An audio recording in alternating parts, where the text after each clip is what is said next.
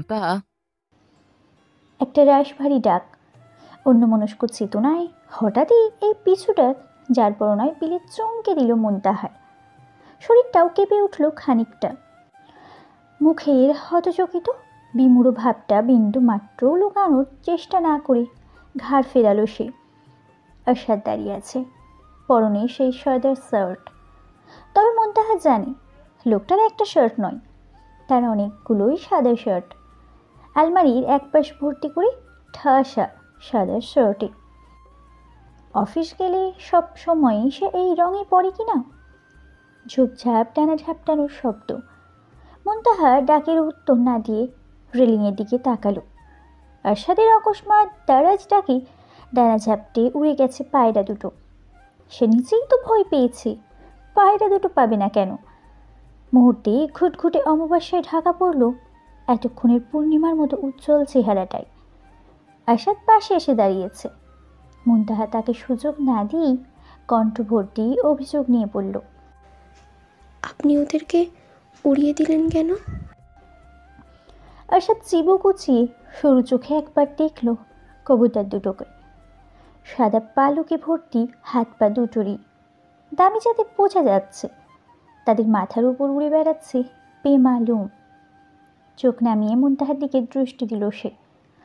পুরনো চোখে তাকিয়ে কাট কাট কণ্ঠে বলল, আপনি এই সময় সাদে কি করছেন?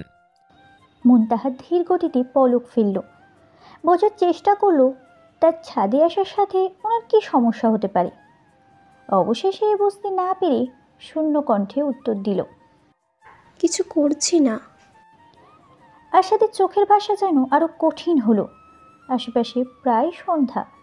মেয়েটাকে কতবার ফোন করেছে হিসেব নেই।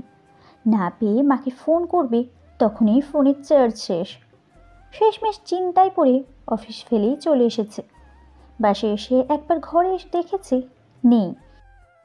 ভার্সিটি গিয়েছে আজ, ফেরেনি মনে হয় এখনো। অথচ 5টার আগে বাড়ি ফেরার কথা। আরশাদ একই সুরে বলল, আপনাকে কতবার ফোন করেছি জানেন? ফোন কোথায় আপনার? মুনতাহা পিট পিট করল। আরশাদের কথায় মনোযোগ নেই তার। আরশাদ যেখানে দাঁড়িয়ে আছে তার থেকে একটু পিছিয়ে পানির ট্যাঙ্কি। এলোমেলো উড়ে তার উপরই বসেছে একটা পায়রা, আর একটা উড়ছে। সেদিকেই সব ধ্যান চেয়ে আটকেছে মুন্নির। আরশাদের প্রশ্নের উত্তরে সেদিকে তাকিয়ে কোনো রকম ছন্ন ছাড়া উত্তর দিল সে, ফোন ফোন নিচে মনে হয়। আরশাদ তপ্ত শ্বাস ফেলল। মেয়েটার মনোযোগ নেই একদম। তার শাসন আদেও কানে যাচ্ছে কিনা সন্দেহ। মুনতাহা 2 কদম এগিয়ে তাকে পাশ কাটিয়ে সামনে যেয়ে দাঁড়ালো। আরশাদ দীর্ঘশ্বাস ফেলল। ঘুরে দাঁড়িয়ে জিজ্ঞেস করল, আঙ্কেল বাসায়? না, নামিয়ে দিয়ে চলে গেছে। পায়রা দুটো আবার উড়ে রেলিংয়ে বসল পাশাপাশি। আরশাদ আরও কিছু বলতে যাচ্ছিল। মুনতাহা আচমকায় পায়ের পাতার উপর ভর দিয়ে এক হাতে মুখ চেপে ধরল তার। আরশাদ হক চকালো। মুনতাহা জোর দিয়ে বলল, চুপ, কথা বলবেন না। আপনি কথা বললেই ওরা উড়ে যাবে। আরশাদ হতভম্ব চাইল। সামান্য কবুতরের জন্য মেয়েটা এমন ডাকাতের মতো করে তার মুখ চেপে ধরেছে। আশ্চর্য। কিছুক্ষণ স্তব্ধ হয়ে চেয়ে থেকেই ধীর গতিতে মুনতাহার হাতের উপর হাত রাখল সে। আস্তে করে সরিয়ে নিতে চাইলেই আরও জোরে চেপে ধরল মন। চোখে তার স্পষ্ট নিষেধাজ্ঞা, ঘোর মানা। আরশাদ বারণ শুনল না। আলতো করে হাতটা সরিয়ে নিচু কণ্ঠে বলল, বলছি না, কথা বলছি, শান্ত হন। তার নামানো কণ্ঠে শান্ত হলো মুনতাহা। আরশাদ হাতটা নামালো ঠিকই, তবে ছাড়ল না। সূর্য ডুবে গেছে। নীল আকাশ ধূসর হচ্ছে। পশ্চিমা পাশে ছেয়ে গেছে মধ্যাহ্নের বিদায় বেলা। একটা দৈবাত হাওয়া ছুঁয়ে গেল সর্বাঙ্গ। মাথার কাপড়টা পড়ে গেল মনের। কপালের চুল আলগোছে ঠোঁট ছুঁয়ে গেল। আরশাদ এক কদম এগোলো। ঠোঁটের কোণে তর্জনী ছুঁয়ে ছুঁয়ে চুলগুলো সরালো। কানের পাশে গুজে দিল হালকা করে। মুনতাহা থতমত খেয়ে নিজেই ডান হাতটা উঠিয়ে ওড়নাটা তুলে নিল। আশাদ ধ্যান দিল না তাতে। শটান দাঁড়িয়ে কবুতর দুটোর দিকে দৃষ্টি স্থির রেখে বলল, আপনার কবুতর এত পছন্দ? মুনতাহা ঠোঁট চেপে উত্তর দিল। হুম। আশাদ হাসল। আপনাকে কিনে দিবনে ঠিক এমন দুটো কবুতর, ঠিক আছে? মুনতাহা মিনমিন করল। আচ্ছা। হাত ধরে কিছুক্ষণ ঠায় দাঁড়িয়ে রইল আরশাদ। মুনতাহার একার ধারে চেয়েই রয়েছে। হালকা কেশে গলা পরিষ্কার করলো আরশাদ। এত কি দেখছেন, আসুন নিচে চলুন। মুনতাহা মাথা নাড়ালো। না আর একটু, ওর রাগটা ভাঙুক, দেখা যায়। আরশাদ কপাল কুঁচকায়। কার রাগ? মেয়ে পায়রাটার। পাগল হয়েছেন কি সব বলছেন? এজন্যই চুল ছেড়ে ছাদে আসতে মানা করি। চলুন নিচে চলুন। মুনতাহা বাধা দিল। ধরে রাখা হাতটা টেনে বলল, না, দাঁড়ান না একটু। এটুকু বলি এক নিঃশ্বাসে আরশাদকে সবটা বলল সে। কথা শেষ হতেই পুরো যায় আরশাদ। বিস্ময়ে দু চারটা পলক ফেলে বলে, আপনি কি বাচ্চা মন তা? মুনতাহা কপাল কুঁচকে প্রকুরি করে তাকাতেই সে আবার বলে, আচ্ছা দেখুন দেখুন, দাঁড়াচ্ছে। পায়রাদের রাগ শেষমেশ ভাঙল বোধ হয়। মেয়ে পায়রাটা বাঁকানো মুখ ঘুরিয়ে তাকালো। মুনতাহা উল্টো দিকে ঘুরে গেল হুট করেই। আশাদের হাতটা টান দিয়ে তড়িঘড়ি করে বলল, আচ্ছা চলুন। আশাদ হাসে। পায়রা দুটো তখন ঠোঁটে ঠোঁট লাগিয়ে অভিমান নেবাচ্ছে। সেদিন রাতে মাহতাব সাহেব ফিরতে বেশ দেরি করলেন। ঘড়ির কাঁটা রাত 11:30টার ঘর পেরিয়ে গেল চোখের পলকেই। তবু তিনি ফিরলেন না। বারান্দার রেলিংয়ে ঝুঁকে দাঁড়িয়ে আছে মুনতাহা। যতটুকু দেখা যায় ততটুকুতেই চোখ ভুলিয়ে যাচ্ছে চাতকের মতো। মুখে তার প্রকট উৎকণ্ঠা, ভীত দৃষ্টি, চোখ জুড়ে একটাই প্রশ্ন, বাবা আসছে না কেন? আশা দীর্ঘশ্বাস ফেলল। কোল থেকে ল্যাপটপ নামিয়ে বিছানা ছেড়ে মুনতাহার পাশে যেয়ে দাঁড়ালো। মুনতাহা ঘাড় গড়িয়ে দেখলো একবার। মুহূর্তেই একটা অসহায় চাহনিতে বুক কাঁপিয়ে আবার মনোযোগ দিল রাস্তার কালো পিচে। আশাদ আবার গোপনে একটা দীর্ঘশ্বাস ছাড়ল। মেয়েটা বাবাকে এত ভালোবাসে। এই যে বিয়ের পরেও একটা দিন তার সাথে থাকেনি, তবু কিচ্ছু বলেনি। তবে সাহসী হয়নি কিছু বলার। মাথায় হাত বুলিয়ে দিল আরশাদ। চলে আসবে মুন্থা, হয়তো কোনো কাজে আটকে গিয়েছে। মুনতাহা মাথা ঝুঁকিয়ে ফেলল ধপ করে। ঠোঁট খামড়ে ধরে বলল, কাজ থাকলে ফোন ধরছে না কেন? এটুকু বলতেই চাপার স্বরে টুকরে উঠল চিকন কণ্ঠ। বাধা দিতে চোখ বুজে ফেলতেই কান্নাগুলো চিপড়ে চিপড়ে বের হয়ে গেল যেন। ঘন পাপড়ি ভিজল। এক দু ফোঁটা জায়গা করতে না পেরে গালেও গড়ালো। আরশাদ অস্থির হয়ে উঠল।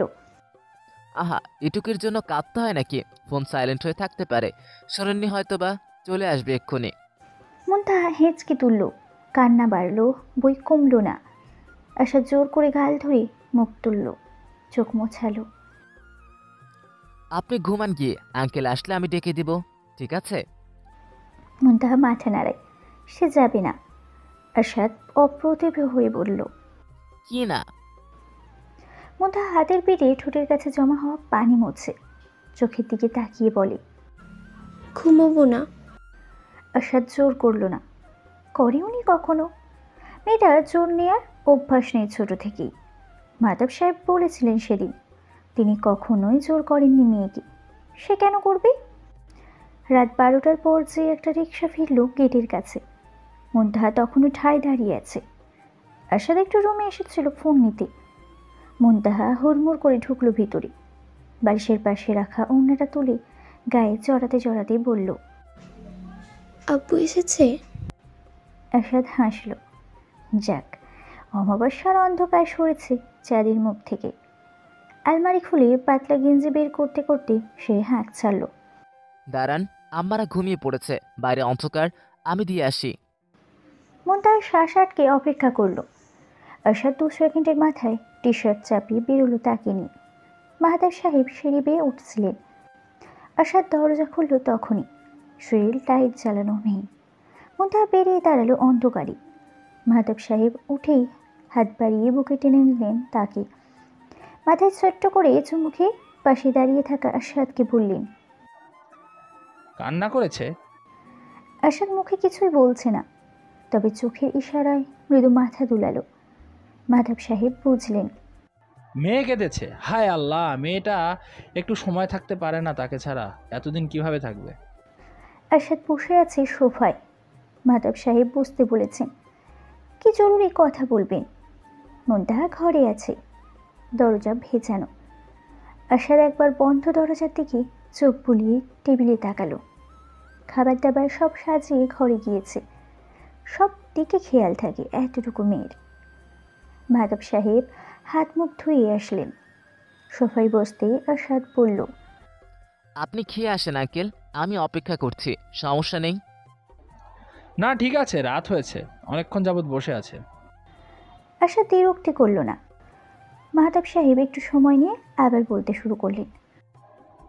যেটা বলছিলাম আর কি, আমার একটু ঢাকার বাইরে যেতে হবে বাবা। অবশ্যই একটু বললে ভুল, যেতে হবে প্রায় 17 দিনের জন্য। আগে কখনো এতদিন কোথাও থাকিনি, হয়তো গিয়েছি, 2-1 দিনে কাজ সেরেই চলে এসেছি। কারণটা জানোই, মন একা থাকতে ভয় পায়, খুব বেশি জরুরি না হলে। আমি কোথাও থাকি না, কিন্তু এবারে ব্যাপারটা একটু জটিল। তবু তুমি না থাকলে হয়তো আমি দ্বিতীয়বার ভেবে দেখতাম, হয়তোবা শেষমেশ যেতামও না। কিন্তু তুমি থাকায় চিন্তাটা একটু কম। মন তো প্রায় সময় তোমার আম্মার কাছে থাকে, ওর তেমন সমস্যা হবার কথা নয়। তাই বলছি এই 7টা দিনও তোমার কাছে থাকুক। একা খুব ভয় পায় তো রাতে। আশাদ বিনীত ভঙ্গিতে মাথা নাড়ালো, ছোট্ট করে বলল। আচ্ছা ঠিক আছে আঙ্কেল, আপনি চিন্তা করবেন না। মুন্তাহা বেরিয়ে এলো তখনই। পরনের কামিজটা বদলে এসেছে, দুপাশে ঝুলছে লম্বা 2 পেনি। আশাদ হাসলো মনে মনে। মেয়েটি সব সময় পরিপাটি হয়ে ঘুমায়, গুছিয়ে গুছিয়ে চুল বাঁধে, পাতলা আরামদায়ক জামা পরে, সবেতেই যেন পরিচ্ছন্নতা। মুন্তাহা স্বভাবতই প্রশ্ন ছুড়ল।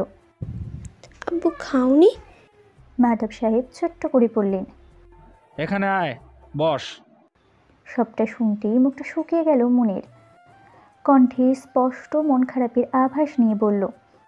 কেন? তুমি কেন যাবে? কাজ আছে আম্মা। আচ্ছা তুই মানা করলে যাব না। মুন্তাহা চুপসে গেল। মন খারাপ হলেও ঠেলে ঠুলে বলল। না যেও, আমি থাকতে পারবো। আশাদের কথা শুনবি কেমন? আশাদ চেয়ে আছে তার মুখের দিকেই। মুন্তাহা মাথা কাত করল, অর্থাৎ সে শুনবে। তখন শেষ ভোর। কৃষ্ণবর্ণীয় কাদম্বিনীর রাজ্যের পূর্ব কিনার ঘেঁষে মুঠো মুঠো সিঁদুর গুঁড়ো স্ফুলিঙ্গের মতন ছলকে ছলকে পড়ছে। বিচ্ছুরিত অগোত রক্তিম আলোর বর্ণখেলায় ক্রমশ মেতে উঠেছে ঘরের সাদা মুল্ক ধবল মেঝে। তখন ধীরে ধীরে সকাল হচ্ছে। মুন্তাহা ঘুমে, গভীর ঘুম। বিছানার মাঝখানে সোজা হয়ে শুয়ে আছে তার ছোট্ট দেহ। ঘুমন্ত নিরুপমে আচ্ছাদিত মুখশ্রীতে তেরছাভাবে পড়েছে সূর্যের উত্তপ্ত রশ্মি। মাহতাব সাহেব ধীর পায়ে ঘরে ঢুকলেন। প্রথমেই বাতাসের বলে ফাঁক হয়ে যাওয়া পর্দা টেনে আলোর দোয়ার পথ বন্ধ করলেন। চোখের উপর ছায়া পড়লে মুন্তাহা সামান্য নড়ে চড়ে ওঠে। গলার স্বর্ণের চেনটা বেনিতে পেঁচিয়ে গেছে। মাহতাব সাহেব মাথার কাছে বসলেন। না ডাকতেই পিটপিট করে চোখ মেলল মুন্তাহা। মিষ্টি একটা হাসিতে মন ভরে গেল মাহতাব সাহেবের। আদুরে সম্বোধনে আম্মা ডাকে মেয়ের হাসি আরও গাঢ় করে মুখ নামিয়ে চুমু খেলেন কপালের ঠিক মাঝখানটাই। এত হালকা ঘুম তো তুই ঘুমাস না, বুঝলি কি করে আমি এসেছি? রাতে ঘুমায়নি। মুন্তাহা এবারও হাসল, উঠে বসে বলল। আমি তোমার গন্ধ চিনি আব্বু। তুমি পাশে বসতেই আমার ঘুম ভেঙে গেল। দরজা খোলা। ডাইনিং টেবিলের উপর রাখা বাদামি রঙের ব্যাগটা দেখা যাচ্ছে। ভিতরে কাপড় চোপড়, প্রয়োজনীয় জিনিসপত্র। মুন্তাহা নিজেই গুছিয়ে দিয়েছে রাতের বেলা। মনটা খারাপ হয়ে গেল, হাসিটা মিলিয়ে গেল। মলিন হলো চোখ, কণ্ঠ হলো নিষ্প্রাণ। তুমি এক্ষুনি চলে যাবে আব্বু? মাত্র সকাল হলো, একটু পরে যাও। বাস তো 6টায় মা, টিকিট কেটে ফেলছি না। স্ট্যান্ডে পৌঁছাতে সময় লাগবে তো। তোর ঘুম ভাঙাতে চাইনি, একটু দেখতে এলাম, উঠে গেলি। এখন উঠে যখন পড়েছিস দরজাটা আটকে দিয়ে যা, আয়। মুনতাহার মুখভঙ্গির উন্নতি হলো না। মাহতাব সাহেব দাঁড়ালেন। মুনতাহা আবার একটু আবদার করল। আব্বু, তুমি তাড়াতাড়ি এসে পড়ো। মাহতাব সাহেব আবার ঝুঁকলেন, মাথার দুপাশে হাত রেখে আবার চুমু খেলেন। মাথায় কপালে পরপর কয়েকটা চুমু দিয়ে বললেন, আচ্ছা ঠিক আছে, এখন কাঁদবি না মা, যাওয়ার পরেও কাঁদবি না। মুনতাহা মানল, কাঁদল না। বাবার সব কথা অক্ষরে অক্ষরে মেনে চলাই যেন তার একমাত্র কাজ। নেমে গেল বিছানা থেকে, ঘর থেকে বেরিয়ে ডাইনিং টেবিলে রাখা ব্যাগটা নামালো।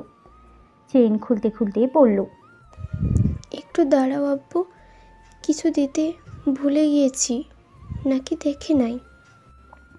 তখন সূর্যোদয়, পর্দা সরে গেছে আবার। মাহতাব সাহেব সেখানেই দাঁড়িয়ে একবার জানালার বাইরে তাকালেন। আকাশে রক্তকৃষ্ণের মিশ্রণে চোখ ধাঁধালো মুহূর্তেই। কালো, সে তো শোকের প্রতীক। আর লাল, লাল তো বিপদ, ঘোর শনি। এ যেন এক আশ্চর্য কালো রক্তের ভোর। দুপুরের দিকে কলিং বেল বাজল। মুনতাহা দরজা খুলতেই আরশাদকে দেখা গেল দাঁড়িয়ে থাকতে। পরনে শুধু ট্রাউজার, খালি গা, গলায় তোয়ালে, ভেজা চুলের পানি কাঁধে পড়ছে। কাঁধ থেকে বাহু, বুক সবখানে। মুনতাহা কপাল কুঁচকে চোখ নামালো, ঝাঁঝিয়ে উঠে বলল, আপনি বাসায় থাকেন, বাইরে বের হলেও এমন উদুম গায়ে ঘোরেন কেন? আশা সরু চোখে তাকালো, ভ্রু উঁচিয়ে পড়ল, গোসল করলাম মাত্র, ভেজা গায়ে জামা পরবো। তো গা মুছতে পারেন না? তোয়ালে গলায় ঝুলিয়ে রেখেছেন কেন? মুনতাহা পাল্টা প্রশ্ন, কণ্ঠে কিঞ্চিত তেজ। আরশাদ যেন আকাশ থেকে পড়ল, বিস্ময় নিয়ে বলল, আপনি তো দেখি রাগও করেন মুনতাহা। মুনতাহা উত্তর দিল না। উপরতলা থেকে কে যেন নামছে, সিঁড়ি ভাঙার শব্দ পাওয়া যাচ্ছে। মুনতাহা সরে দাঁড়ালো চটপট, ঢোকার জায়গা দিয়ে পড়ল, ভিতরে আসেন, মানুষ দেখবে। আরশাদ ঢুকল না। মনে পড়ল সেই সন্ধ্যা, সে ফাইল দিতে এসেছিল, আর মেয়েটা ফাইল নিয়ে মুখের উপর দরজা আটকে দিয়েছিল। ধুম। উপরতলা থেকে দুটো মহিলা নেমে এলো, ভাড়াটিয়া। একবার তাদের দিকে ট্যাপ ট্যাপ করেছে, দ্রুত বেগে সিঁড়ি বেয়ে নেমে গেল। মুনতাহা স্পষ্ট দেখল তাদের চোখে পরিহাস। আরশাদ আর চোখে দেখল। মহিলা দুটো নিচে নেমে যেতেই সেদিনকার মতোই দরজায় ঠেস দিয়ে পড়ল, আপনার মনে আছে মুনতাহা, আপনি একদিন আমার মুখের উপরে দরজা আটকে দিয়েছিলেন? মুনতাহা বিশ্রীভাবে মুখ কুচকালো। আপনি ঢুকবেন? কি ভাবলো ওনারা? ছি। আরশাদ ঘাড় বাঁকালো, কি ভাববে, বাসায় প্রত্যেক তলায় তলায় গুঁড়ো গুঁড়ো বাচ্চারা পর্যন্ত 2-3টে করে বিয়ের মিষ্টি খেয়েছে। সবাই জানে আমরা বিবাহিত। এত ভাবাভাবির তো কিছু দেখছি না। তবু ধেত, আপনি আসেন না, বাইরে দাঁড়িয়ে থাকবেন নাকি? আরশাদ ঢুকতে ঢুকতে বলল, আপনি আমাকে কি বলেছিলেন প্রথম দিন মনে আছে? আব্বু বাসায় নেই, পরে আসেন। আজকেও তো আব্বু বাসায় নেই, আর আপনি আমাকে ঢোকার জন্য জোর করছেন সময় কথা বলে। দেখছেন, ইস, আপনি এত বদলে গেলেন মুনতাহা। শেষের কথাটায় ঠাট্টার সুর। মুনতাহা পূর্বের স্বর টেনে বলল, আমি মোটেও জোর করিনি আপনাকে। করেছেন? মুনতাহা দরজা আটকাচ্ছে। আরশাদ ঘরের দিকে তাকালো, পড়ার টেবিলে খাতাপত্র খোলা। পড়াশোনা করছিলেন নাকি? হুম। ঘণ্টাখানেকের মধ্যেই বইপত্র জামা কাপড় সমেত মুনতাহাকে নিজের ঘরে নিয়ে এলো আরশাদ। বলে দিল ও বাসায় যেতে না, এখানেই থাকতে। মুনতাহা তিরুক্তি করেনি। মুনতাহা খুন্তি ধরতেই আন্তারা না না করে উঠলেন, এই না, তুমি পারবা না আম্মু, আমি করছি, তুমি ঘরে যাও। মুনতাহা বোকা বোকা চোখে তাকালো। একটু বুঝ হবার পর থেকেই রান্নাঘরের সাথে বিশেষ সখ্যতা তার। একটু একটু রান্না শেখার পর থেকেই আর বাসায় কোনো খালা আসতে মানা করে দিয়েছিল সে। খালার রান্না থেকে নিজের রান্নাই ভালো লাগে। কত শত হাত পুড়েছে, আঙুল কেটেছে, বাবা ধমকে ধমকে বলেছে রান্নাঘরে যেতে না, তবু সে গিয়েছে। আন্তারা খুন্তি নিয়ে নিজেই পেঁয়াজ ভাজছেন। মুনতাহা মিনমিন করে বলল, আমি পারি মা। না না, তেল ছিটবে। ঘরে যাও, ঘুমাও গিয়ে একটু। আরশাদ চলে আসবে একটু পর। একা একা লাগছে? মুনতাহা হক চকালো, দৃষ্টি বাঁচিয়ে চোরা কণ্ঠে বলল, না তো। রান্নাঘরের ভ্যাবসা গরমে ছাইরাঙা শাড়ি পরিহিত ঘরমাক্ত রমণীকে রেখে কিছুক্ষণের জন্য যেন বশীভূত হয়ে গেল আরশাদ। পুরুষ চোখে লাজহীন মণি যে সরাসরি আটকালো লাল রঙা ভিজে ওঠা ব্লাউজে, কোমরের পিছের অনাবৃত অংশে, কাঁধে আঁচল ওঠানো উন্মুক্ত উদরে, পিঠ ভর্তি ঘামের নহরে। আরশাদ চোখ নামালো। তার বউটা সুন্দর, মাশাআল্লাহ। এমন না মুনতাহার শাড়ি পরে না, সে প্রায়ই শাড়ি পরে থাকে, বিছানা জুড়ে আঁচল বিছিয়ে ঘুমিয়ে থাকে। কখনো কখনো ঘুমের ঘোরে আঁচল খসে পড়লেও আরশাদ তুলে দেয় না। ঘুম ভাঙলে নিয়ম করে লজ্জা পায় মেয়েটা।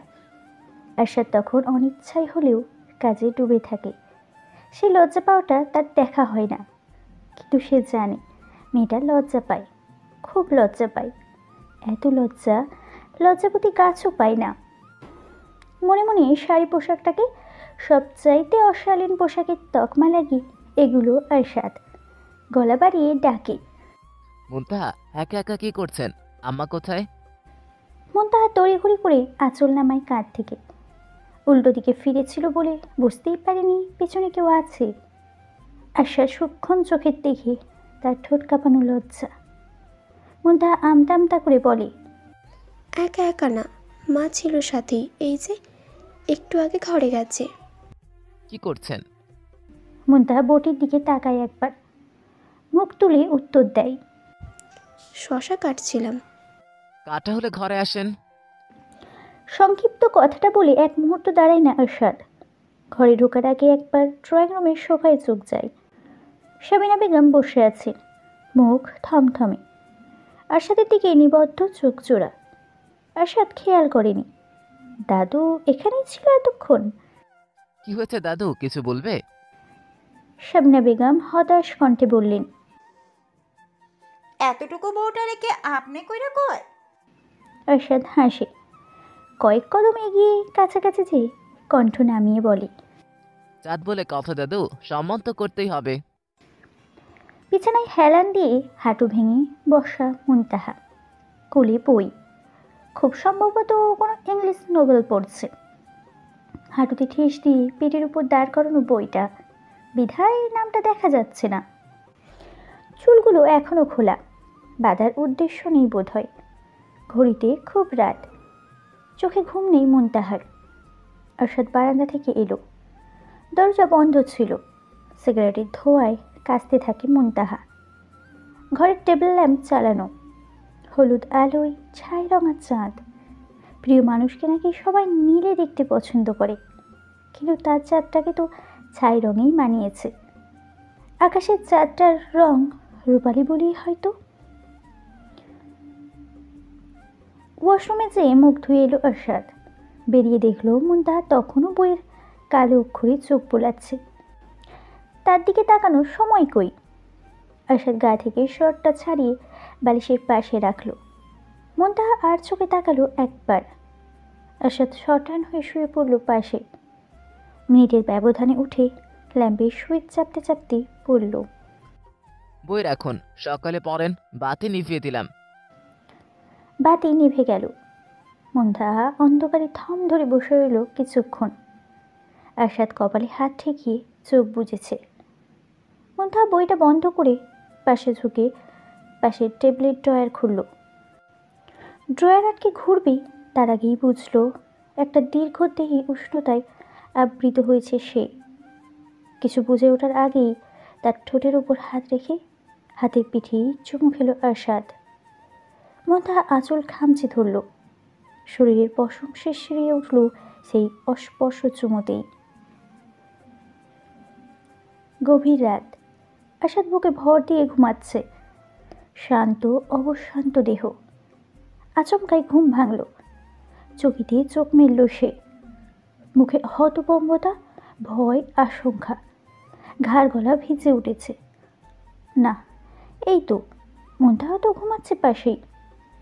আরশাদ এলোমেলো চেয়ে রইল, উঠে বসল। টেবিল থেকে গ্লাস ভর্তি পানি নিয়ে ঢকঢক করে গিলে নিল পুরোটা। মুনতাহা গভীর ঘুম। আরশাদ বুকের চাদরটা ঠিক করে দিল, বার কয়েক মাথায় হাত বুলিয়ে দিল। মেয়েটা ক্লান্ত, শুয়ে পড়ল আরশাদ। ঘরটা খুব অন্ধকার, আলো নেই, কিচ্ছু নেই। নৈশব্যের মতো নিঃশ্বাস বাড়ি খাচ্ছে ইটের দেওয়ালে। মুনতাহা ডাকলো, আব্বু, সাড়া এলো না। মুনতাহা আবার ডাকলো, আব্বু কই তুমি? এবারেও সাড়া নেই। মুনতাহা ভয় পেল, আদার হাতড়িয়ে হাতড়িয়ে চিৎকার করে উঠল, আব্বু, আলো জ্বালান, আলো জ্বালান। রুদ্ধ কণ্ঠে বলল। মুনতাহা ধর ভরিয়ে উঠে বসেছে। আরশাদ মাত্র দু চোখ এক করেছিল। মুনতাহার চিৎকারে ঘুম ভেঙে গেল আবার। মুনতাহা উদ্ভ্রান্তের মতো বাহু ঝাঁকিয়ে বলল, আলো নেই কেন? আলো জ্বালান না। আরশাদ উঠে বসল, ল্যাম্প জ্বালিয়ে দিল। হলদে আলোয় ভরে উঠল ঘর। মেয়েটা কাঁপছে রীতিমতো, খিচুনি রোগীর মতো হাত পা কাঁপছে। এক পলক আরশাদের দিকে চেয়ে বুকের চাদরটা খামচে ধরল সে। থমকানো কণ্ঠে বলল, আমার ফোন কোথায়? আমার ফোন আব্বু। আরশাদ জ্ঞান শূন্যের মতো চেয়ে রইল কিছুক্ষণ। জিভ দিয়ে ঠোঁট ভিজিয়ে নরম গলায় বলল, খারাপ স্বপ্ন দেখেছেন? এই তো আমি, কিচ্ছু হয়নি। মুনতাহা অসহায়ের মতো চাইল। এদিক ওদিক দেখে বুকের পা পাশ ঘেঁষে বলল, আব্বু, আব্বুকে আমি ডাকলাম, আব্বু শুনলো না, আমার ফোনটা দিল না। আরশাদ গলা পরিষ্কার করল, এক হাতে জড়িয়ে ধরল মুনতাহাকে। ঘড়ি দেখে বলল, ভোর 4টা বাজে মুনতাহা, এখন ফোন করবেন? আঙ্কেলের সাথে তো রাতে কথা হলো। আমি কথা বলবো। মুনতাহা কেঁদে উঠল। আরশাদ মানা করল না আর। বালিশের পাশ থেকে ফোন নিয়ে তখনই ফোন দিল মুনতাহা। দুবার রিং হয়ে হয়ে কেটে গেল। মুনতাহা ফোঁপাচ্ছে তখন। আরশাদ নিচেও খানিকটা শঙ্কিত। তৃতীয়বারে ফোন ধরলেন মাহতাব সাহেব। ঘুম ঝরানো কণ্ঠে বললেন, হ্যাঁ আম্মা, কি হয়েছে? ঠিক আছিস? কথা বলতে পারল না। মুনতাহা কেঁদে কেঁদেই ডাকলো, আব্বু, আব্বু তুমি? মাহতাব সাহেব চিন্তিত কণ্ঠে বললেন, কাঁদছিস কেন? দেখি আরশাদকে দে, দেখি কি হয়েছে। ফোন কেটে বাতি নিভিয়ে দিল আরশাদ। মুনতাহাকে শুইয়ে দিয়ে বলল, ঘুমান, আঙ্কেল ঠিক আছে। বেশি চিন্তা করছেন, সেজন্য স্বপ্নে উল্টাপাল্টা দেখছেন মুনতাহা। নিশ্চিন্তে ঘুমান তো, আমি আছি। মুনতাহা ঘুমিয়ে পড়ল কিছুক্ষণের মধ্যেই। বাইরে তখন ভোর হয়ে গেছে। মুনতাহা ঘুমালেও আরশাদ ঘুমালো না। বাকিটা রাত স্ত্রীর মাথায় হাত বুলিয়েই কাটল তার। কানে অবিশ্রাম বেজে চলল স্বপ্নে শোনা সেই ডাহুক পাখির ডাক, বিরহের করুণ ডাক। অবচেতন মস্তিষ্ক খুঁজে বেড়ালো স্বপ্নের ব্যাখ্যা। আরশাদ চোখের পাতা এক করতে পারল না, কিছুতেই পারল না। ময়ূকের তপ্ত ছটায় ভোর কেটেছে অনেকক্ষণ। সেদিন সকালে আরশাদকে আর খালি গায়ে ঘুরে বেড়াতে দেখা গেল না। ফুলহাতা ধবধবে শার্টে আগবোড়া আর্ট শার্ট পোশাকে নাস্তার টেবিলে বসল সে। মিনিট 10-এর মধ্যে নাস্তা সেরে উঠেও গেল। মুনতাহা বিছানা ঝাড়ছিল তখন। আরশাদ ঘরে ঢুকলো। এক পলক দেখে ড্রয়ার খুলে ঘড়ি বের করলো। হাতে পড়তে পড়তে বলল, আপনি একা একা সাজে যাবেন না, যেতে হলে আমাকে সাথে নিয়ে যাবেন, ঠিক আছে? মুনতাহা মাথা নাড়ালো, মুখে বলল, আচ্ছা। আরশাদ যাবার আগে একবার আন্তারাকেও ডেকে বলে গেল, আম্মা, ওকে তোমার কাছেই রাখবে, একা বাইরে যেতে দিবে না, ওই ফ্ল্যাটেও না। আন্তারা কি যেন দেখছিলেন ছেলের চোখে। সন্ধানী কণ্ঠে বললেন, কিছু হয়েছে বাবা? আরশাদ কি যেন ভাবে। সাবিনা বেগমের পাশে বসে লাজুকভাবে হাসতে থাকা মুনতাহার দিকে চেয়ে কি যেন দেখে। নিশ্চিত দাদি উল্টাপাল্টা কিছু বলছে। আরশাদ চোখ সরায়। অতঃপর মৃদু গতিতে মাথা নাড়িয়ে বলে, না, কিছু হয়নি, সাবধানে থেকো। সপ্তাহ বেশি কেটে গেল যেন চোখের পলকে। মাহতাব সাহেব ফিরবেন আজ। মেয়েকে ফোন করেছিলেন বিকেলেই, কাজ শেষ তার, রাতের মধ্যেও পৌঁছে যাবেন। সে বিকাল থেকেই এক গাল হাসি নিয়ে বসেছে মুনতাহা, সরছেই না। আশাদ ফিরল সন্ধ্যার দিকে। মুনতাহা দরজা খুলতেই তার হাসি দেখে নিজেও হেসে ফেলল। ঢুকতে ঢুকতে বলল, যাক, হেসেছেন তবে। কেঁদে কেঁদেই তো সপ্তাহ কাটিয়েছেন। মুনতাহার হাসি চওড়া হলো। হাত বাড়িয়ে আশাদের ব্যাগটা নিল সে। আশাদ আশেপাশে তাকালো। ড্রয়িং রুমে কেউ নেই। দাদির ঘরের দরজা বন্ধ, আমার ঘরেরও। চট করে মুনতাহার কপাল টেনে ছোট্ট একটা চুমু খেয়ে নিয়ে বলল, আমার থেকে দূরে যেতে আপনার এত হাসি চাঁদ? মুনতাহা লাজুক ভঙ্গিতে মুখ ঝাঁকিয়ে নিল। চাঁদ ডাকা এসে লজ্জা পেয়েছে। আশাদ জুতো খুলতে ব্যস্ত হলো। মুনতাহা চুপটি করে দাঁড়িয়ে রইল পাশে। রোজই থাকে।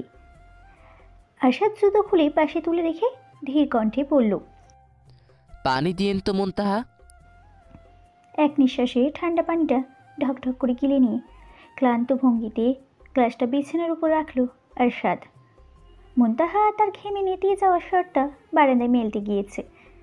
আরশাদ মাথার নিচে হাত দিয়ে শটান হয়ে শুয়ে পড়ল বিছানার মাঝখানে। ফ্যান ঘুরছে ভন ভন করে। পাহাড়টা মেলে বিছানার ব্যাপাশে রাখল।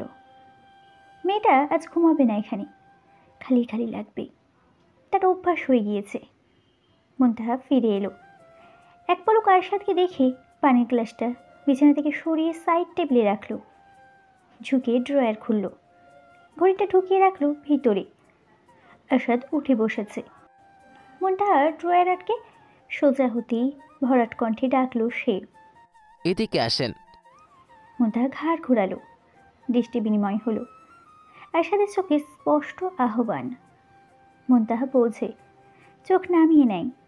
ধীর পায়ে কাছাকাছি যেয়ে দাঁড়াতেই বাহু টেনে কোলের উপর বসিয়ে নেয় আরশাদ। মুনতাহা মুখ তোলে না। আরশাদ বাম গালে হাত রেখে বিষাদ নিয়ে বলে, এই ঘরটা আমাবস্যায় ডুবে যাবে। মুনতাহা আরও একটু নতজানু হয়। আশার সময় নিয়ে গাঢ় স্পর্শ আঁকে।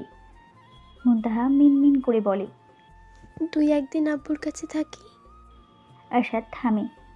গালের হাতটা সরিয়ে কপালের চুল গুছিয়ে দিয়ে, আমি আপনাকে কিছু বলেছি, আপনার যতদিন ইচ্ছে থাকেন, ইচ্ছে হলে আসবেন, না আসলেও আমি কিচ্ছু বলবো না। মুনতাহা তাকায় এতক্ষণে। আরশাদের চোখে মুগ্ধতা। সে আজকাল দেখতে পাই, বুঝতে পারে। মুনতাহা মনে মনে স্বগতোক্তি করে, আচ্ছা, আপনিও কি বোঝেন? আপনি ওই চোখে যতটুকু মুগ্ধতা নিয়ে তাকান, তার থেকে 1000 গুণ বেশি মুগ্ধতা নিয়ে আমি আপনার দিকে তাকাই। মাহতাব সাহেব ফিরেছেন। কোথায় গেল? মাহতাব সাহেব ফিরেছেন গুনে গুনে 11 দিন পর। 7 দিনের জায়গায় 11 দিন। মেয়ে নিশ্চিত অভিমানে রুষ্টপুষ্ট হয়ে আছে। রাস্তা শুনশান, রাত অনেক। সিএনজি থেকে নামতেই আরশাদ এগিয়ে এলো।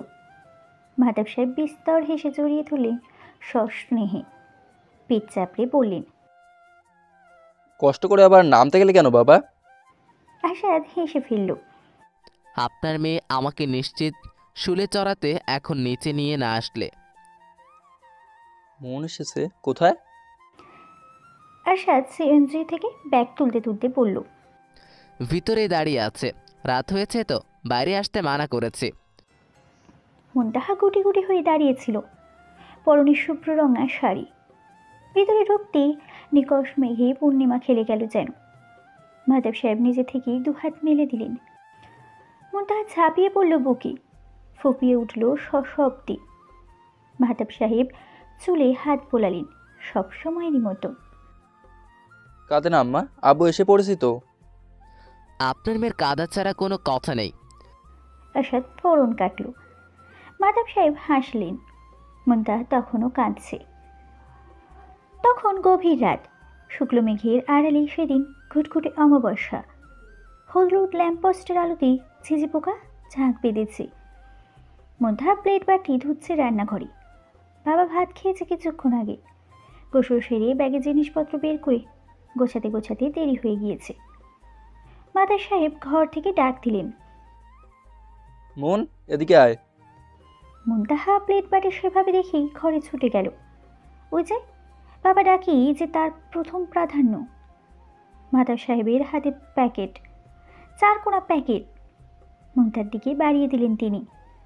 মুনতাহার শাড়ির আঁচলে ভেজা হাত মুছল। ধরার আগে মাতাব সাহেব হাত নামালেন হঠাৎই। চুপ করে রইলেন কিছুক্ষণ, চোখের শান্ত দৃষ্টি মেঝের দিকে। অতঃপর আবারও হাত বাড়িয়ে দিয়ে বললেন, ধর মা তোর উপহার। মুনতাহা কপাল কুঁচকাল। উপহার কি জন্য আব্বু? মাতাব সাহেব জোরপূর্বক হাসলেন বোধ হয়। স্বাভাবিক থেকেই বললেন, এই যে আমার মেয়েটা 11টা দিন আমাকে ছাড়া থেকে ফেললো, সেজন্য। মাহতাব সাহেব চুপ করলেন। মুনতাহা প্যাকেট খুলছিল। বাবা চুপ হয়ে যাওয়াতেই হাত থামল তার। মাহতাব সাহেব আবার হাসলেন, হাসার চেষ্টা করলেন। খোল খোল, খুলে দেখ। মুনতাহা প্যাকেট খোলায় মনোযোগ দিল। ভিতরে শাড়ি, জামদানি শাড়ি, সাদা রঙের জামদানি, অদ্ভুত সুন্দর। মাহতাব সাহেব থেমে থেমে বললেন, তোকে তোকে শাড়িতে খুব সুন্দর দেখায় আম্মা, সব সময় শাড়ি পরবি। মুনতাহা কি যেন দেখল, বাবা কেমন করছে না, একটু অন্যরকম করে কথা বলছে। শাড়িটা পাশে রেখে তাড়াহুড়ো করে বলল, আব্বু কি হয়েছে? মাহতাব সাহেব উত্তর দিলেন না, চুপ করে রইলেন। চোখ তুলে একবার তাকালেন মেয়ের দিকে, আবার চোখ নামালেন। বোঝা যাচ্ছে নীরবে কিছু একটা সহ্য করার চেষ্টা করছেন। মুনতাহা ভীত কণ্ঠে বলল, আব্বু আব্বু কি হলো? খারাপ লাগছে? পানি খাবে? মাহতাব সাহেব এবারও উত্তর দিলেন না। মুনতাহা ঘাবড়ে গেল, ভরকে গেল, ভয় জেগে বসল। মুখের রং ফ্যাকাশে হয়ে গেল মুহূর্তেই। টেবিল থেকে পানির গ্লাস নিল সে। মাহতাব সাহেব মেয়ের হাতেই পানি খেলেন। কষ্ট করে বললেন, আম্মা আরশাদকে ডাকতো। ঘরের বাতি নেভানো। আরশাদ ঘুমায়নি। কপালে হাত ঠেকিয়ে চোখ বুজে আসে শুধু। মুনতাহা পাশে নেই। ঘরের শূন্যতায় আসর। তার ঘুম আসছে না। ফোন ভাইব্রেট করলো তখনই। আরশাদ চোখ মিলল চকিতে। স্ক্রিনে মুনতাহার নাম্বার। কি হয়েছে ভাবতে ভাবতেই ফোন রিসিভ করলো সে। কিছু বলার আগেই ওপাশ থেকে কান্নামাখা কণ্ঠস্বর ভেসে এলো, আপনি একটু হাসেন, আব্বু কেমন যেন করছে। মাহতাব সাহেব চোখ বুঝতেই মুনতাহা কাঁপা কাঁপা গলায় ডাকলো, না আব্বু, আব্বু না, আব্বু তাকাও না। মাহতাব সাহেব তাকালেন। মেয়ের আবদার, রাখতে হবে যে। চোখ জোড়া ভীষণ লাল, তবে পানি নেই। আরশাদ ক্ষীণ ভরসায় তার হাত ধরে বলল, কিছু হবে না আঙ্কেল, আর একটু অ্যাম্বুলেন্স চলেই এসেছে। মাহতাব সাহেব ঠোক গেলেন বোধ হয়। শরীরটা একটু কেঁপে উঠল। আরশাদ বুঝতে চেয়েও বুঝতে চাইছে না। মাহতাব সাহেব হঠাৎই পূর্ণ দৃষ্টিতে তাকালেন। পরিষ্কার কণ্ঠে ডাকলেন, আরশাদ শোনো। আরশাদ ঝুঁকল। মুনতাহা বুকে চাপটে ধরে কাঁদছে। মাহতাব সাহেব শেষবারের মতো কাঁপা হাতে মেয়ের মাথায় হাত বোলাতে বোলাতে আরশাদের দিকে তাকালেন। ফিসফিসিয়ে বললেন, এটাই যেন ওর শেষ কান্না হয়। আঙ্কেল। আরশাদের চোখে পানি, কণ্ঠ কাঁপা কাঁপা। মনে রেখো। মাহতাব সাহেব চোখের কোনা বেয়ে জল গড়ালো। নীরবে। মেয়েকে আর দেখা হবে না। আফসোস যে একটাই। কিছুক্ষণের মতোই শরীরটা নিস্তেজ হয়ে গেল। মাথায় বোলাতে থাকা হাতটা থেমে গেল হুট করে। মাহতাব সাহেব চোখ বুঝলেন। আরশাদ নিজেকে শক্ত করতে চাইল, পারল না। মুনতাহা বুক থেকে মুখ তুলল। টিপটিপ আওয়াজটা থেমে গেল কেন? শিশুর মতন একবার আরশাদের দিকে চাইল সে। পরক্ষণেই বাবার গালে হাত রেখে অবুঝ স্বরে ডাকল, আব্বু আব্বু কথা বলো, আব্বু। মাহতাব সাহেব কথা বললেন না। মুনতাহা চিৎকার করল, গলা দিয়ে রক্ত বেরিয়ে যাবার উপক্রম। কণ্ঠে আহাজারির আবদার, আব্বু আব্বু তাকাও, আব্বু ও আব্বু তাকাও। আজানের সুর ভেসে এলো। ফজরের ওয়াক্ত। নতুন ভোর, নতুন প্রত্যুষ। মুনতাহা তার আদরের শক্ত বুকের বাঁ পাশটায় এলোমেলো হাত বুলিয়ে আস্তে করে ডাকলো, নামাজ পড়বো না? আন্তারা মুখে আঁচল চাপা দিলেন। মুন্তাহা তাকালো একবার, চোখ দুটো শুকনো, অনুভূতির খরা লেগেছে। নীরব আর্তনাদরা হাহাকারে ফাটছে। আন্তারা দেখতে পারলেন না, মুখ অন্যদিকে ফিরিয়ে নিলেন। মুন্তাহা কাঁদল না, খুব স্বাভাবিক ভঙ্গিতেই চোখ ফিরিয়ে মাথাটা পুনরায় এলিয়ে দিল বাবার বুকে। বুকটা ঠান্ডা, বরফের মতো। এত ঠান্ডা কেন? শীত পড়েছে নাকি? মুন্তাহা ধীর পায়ে উঠে ফ্যান বন্ধ করে এলো। আবার পূর্বের মতন বুকে মাথা পেতে ছোট্ট করে চুমু খেলো মাঝখানটায়। আন্তারা ফের টুকরে উঠলেন। মেয়েটা কম করে হলেও 1000 খানিক চুমু খেয়েছে। মুন্তাহা আদর করে বলল, আয় আব্বু, তোমার ঘুম এত গাঢ় না, ওঠো। মাহতাব সাহেব উঠলেন না। লাশ কি আর আবদার রাখতে পারি? মুন্তাহা আবার বলল, তুমি না বলো নামাজ না পড়ে আল্লাহ রাগ করে? ওঠো না আব্বু, ওয়াক্ত পেরিয়ে যাচ্ছে, পরে কাজা হয়ে যাবে। আন্তারা নির্বাক চেয়ে রইলেন। সাবিনা বেগম এক কোণায় বসে চোখের জল মুছলেন গোপনে। মেয়েটা এবার কাঁদা দরকার। অনেকক্ষণ হলো চুপ করে আছে। আজান শেষে মৃত্যু ঘোষণা হলো। একটি শোক সংবাদ ধ্বনিতে চারপাশ নিঝুম ভোর আলোড়িত হতেই ঘরে প্রবেশ করলো আরশাদ। মসজিদে গিয়েছিল, জানাজার কথা বলে এসেছে। মুন্তাহা মাথা তুলে মনোযোগ দিয়ে মাইকিং শুনছে। রক্তলাল নিষ্প্রাণ চোখ দুটিতে আকাশ ছোঁয়া অবিশ্বাস। মাইকিং শেষ হলো। মুন্তাহা আবার কান পাতল বুকে। এই ঘোষণায় তার কিচ্ছু যায় আসে না। সে তো বাবার বুকেই আছে। এই তো বাবা, একটু পরেই উঠে যাবে। মাথায় হাত বুলিয়ে বলবে, আহা আম্মা, এত কাঁদে নাকি? আব্বু একটু ঘুমিয়েছিলাম শুধু। আশা ধীর পায়ে এগুলো। পদচারণের শব্দ নেই। আন্তারার সাথে চোখাচোখি হলো একবার। মুন্তাহাকে সরানো যাচ্ছে না কিছুতেই। বাবার বুক থেকে কিছুতেই সরবে না সে। আরশাদের সাথে একচোট চিল্লাচিল্লি করেছে। শেষমেশ তাকে না সরিয়েই তখন বেরিয়ে গিয়েছিল আরশাদ। আরশাদ কাছে গেলেও মুন্তাহা মুখ তুলে তাকায় না। আরশাদ মৃত চোখেই দেখে সে পাশে দাঁড়ানো মাত্র মুন্তাহা বুকের শার্ট মুচড়ে ধরেছে। কি করবে এই মেয়েকে নিয়ে? দিশেহারা লাগলো। অ্যাম্বুলেন্স এসেছিল। আরশাদ মানা করে দিল যখন মুন্তাহা কান্না থামিয়ে ফ্যাল ফ্যাল করে চেয়েছিল। মিনমিন করে বলেছিল, মানা করলেন কেন? আরশাদ উত্তর দেয়নি। সেই যে কান্না থামিয়েছে মুন্তাহা, এখনো অবধি আর কাঁদেনি। এক ফোঁটা জল গড়ায়নি গাল বেয়ে। লাশ বেশিক্ষণ রাখতে হয় না, দাফন করতে হবে। আরশাদ গোপনে দীর্ঘশ্বাস ফেলল। ঘরভর্তি মানুষ কিলবিল করছে। মৃত পিতার লাশ আঁকড়ে কন্যা নিশ্চুপ নিরিবিলি শুয়ে থাকা জল উপছে প্রতিটা চোখে। মুন্তাহার চোখ বন্ধ। আন্তারা ধীর গলায় ডাকলো, মা, উঠতে হবে তো। পাশ থেকে কে যেন বলছে, লাশ শক্ত হইয়া যাইতেছে, গোসল আর কখন করাইবেন? মুন্তাহা বুক থেকে মাথা তুলল, ক্ষিপ্ত চোখে তাকালো। সেকেন্ডের ব্যবধানে বাড়ি কাঁপিয়ে চিৎকার করে উঠল, যান এখান থেকে, যান বলছি। মা যেতে বলেন এদের। কেন এসেছে, বের হন। আন্তারা পরিস্থিতি সামলানোর চেষ্টা করলেন। তাড়াহুড়ো করে ফোন করলেন আরশাদকে। আরশাদ রিসিভ করেই ব্যস্ত কণ্ঠে বলল, এই তো আসছি আম্মা, আসছি। মুন্তাহা চিৎকার করলো মাত্র।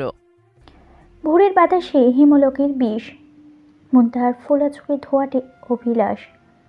বাবা চোখ মেলবে, অবশ্যই মেলবে, মেলতেই হবে যে। আরশাদ ঢুকলো। কবর খোঁড়া শেষ। কবরস্থান কাছাকাছিও নয়, বেশ দূরে। গোসল করিয়ে নিয়ে যেতে হবে। সকাল হয়েই গেছে, এতক্ষণ লাশ রাখা উচিত না। মুন্তাহা কেমন করে যেন তাকায়। আরশাদের বুকটা মোচড় দিয়ে ওঠে। পারে না সে মৃত শরীরটায় জান দিয়ে দেয়। কিন্তু হাই, সে অপারগ, চরম অধম। মুন্তাহা চেয়েই আছে। কিছু কি বলতে চাইছে মেয়েটা? আশাদ বুঝতে পারি না চোখের ভাষা, খুব এলোমেলো লাগে শব্দগুলো, কথাগুলো, খুব অনর্থক আবদার। কাছে যায়, হাঁটু ভেঙে ঝুঁকে মুনতাহার মাথার পাশে হাত রেখে বলে, আপনি যত দেরি করবেন আঙ্কেলের কষ্ট ততই বাড়বে। আমার কাছ থেকে আব্বু কিসের কষ্ট? আশাদ উত্তর দেয় না, চেয়ে থাকে। মুনতাহা থরথর করে কেঁদে ফেলে, ঠোঁট কাঁপে, চোখে উপচে ওঠে দলা পাকানো কান্না। বাবার ধরে রাখা হাতটা ছুটে যায়। মুনতাহা দু হাতে জড়িয়ে ধরে আরশাদকে। ঘর ভর্তি মানুষ, আরশাদ বাধা দেয় না, বারণ করে না, সরায় না। মুনতাহা হেঁচকি তুলে কাঁদে, শ্বাস আটকে চোখের পানি ফেলে, বুকের শার্ট খামচে ঝাঁকি দিয়ে বলে, আপনি কেন কিছু করলেন না? কেন করলেন না বলুন, কেন করলেন না? আশাদ পূর্বের মতোই নিশ্চুপ, উত্তর নেই, বড়ই অভাব মুখ ফোটার জবাবে। কি করবে সে? মুনতাহার কান্নাগুলো আগুনের লাভার মতো বুকে ক্ষত সৃষ্টি করে। মুনতাহার হাহাকার করতে করতেই শরীর ছেড়ে দেয়, নিঃস্বরও নেয়, ফ্লোরে বসে পড়ে। আশাদও বসে যায় হাঁটু গেড়ে। মুনতাহা মাথা ঠেকায় তার বুকেই। সাদা শাড়ি পরিহিত বিক্ষিপ্ত দেহ, তার ঝলমলে চাঁদের আজ পুরোটাই অমানিসা। আশাদ চোখে ইশারা করে। ড্রয়িং রুমে কিছু লোক এগিয়ে আসে দ্রুত। মাতাব সাহেবকে নিয়ে যাওয়া হয়। আশাদ দেখে মাতাব সাহেবের ডান হাতটা মুঠো হয়েই শক্ত হয়ে আছে। মুনতাহা যেভাবে ধরেছিল এতক্ষণ ঠিক সেইভাবেই, আঙুলগুলো নিচের দিকে বাঁকানো, তালুর থেকে হালকা ফাঁক, শুধু আরেকটা হাতের অভাব সেই বন্ধনীতে। সেই সময়েও বাবা তার মেয়ের হাতই ধরে রেখেছিল। গোসল শেষ হলো, একতলায় গোসল করানো হয়েছে। আশাদ ওখানে, মুনতাহা ওপরে বুঝিয়ে রেখে এসেছে। লাশ মোড়ানো হলো কাফনে। আশাদ শেষবারের মতো দেখে নিল মুখটা। মানুষটা তাকে প্রচণ্ড ভরসা করেছিল। এত আদরের মেয়েকে সারা জীবনের জন্য তাকে দিয়ে দেওয়ার আগে একবারও আপত্তি করেনি। আশাদ হাতের পিঠে চোখ মুছে মুখ ঢেকে দিল। ধূপধাপ পায়ের শব্দ। আশাদ চকিতে পিছে ফেরে। মুনতাহা নেমে এসেছে। সফেদ রঙা আঁচল ছুটে গেছে কাঁধ থেকে, নিচের দিকটা আছড়াচ্ছে পায়ের কাছে। চরম অবহেলায় ধুলো মাখা হচ্ছে মুলকো কাপড়। অথচ গত রাতেই এই জায়গায় পরিপাটি হয়ে দাঁড়িয়েছিল মেয়েটা। বাবাকে দেখবে 11 দিন পর। কি বাঁধ ভাঙা খুশি ছিল চোখ দুটোতে। আর সকাল না পেরোতেই তার এহেন এলোমেলো আবেশ, চোখে সেই বাবাকে শেষ বিদায় জানানোর আকুতি। পৃথিবী বড়ই অদ্ভুত, নিয়মগুলো বড়ই দুর্বোধ্য। আশাদ এগিয়ে গেল, এক পলক আশেপাশে দেখে আঁচলে ভাঁজ দিয়ে তুলে দিল কাঁধে, গালে হাত রেখে বলল, কি হয়েছে? আব্বু কে দেখবো। মুনতাহার ছোট্ট উত্তর। আশাদ ফোঁস করে শ্বাস ফেলল, ঘাড় ঘুরিয়ে পিছনে তাকালো একবার। ছেলে মানুষে ভর্তি লাশের আশপাশ। মুনতাহার মুখটা চুপসে গেল নিমিষেই। উনি উত্তর দিচ্ছেন না কেন?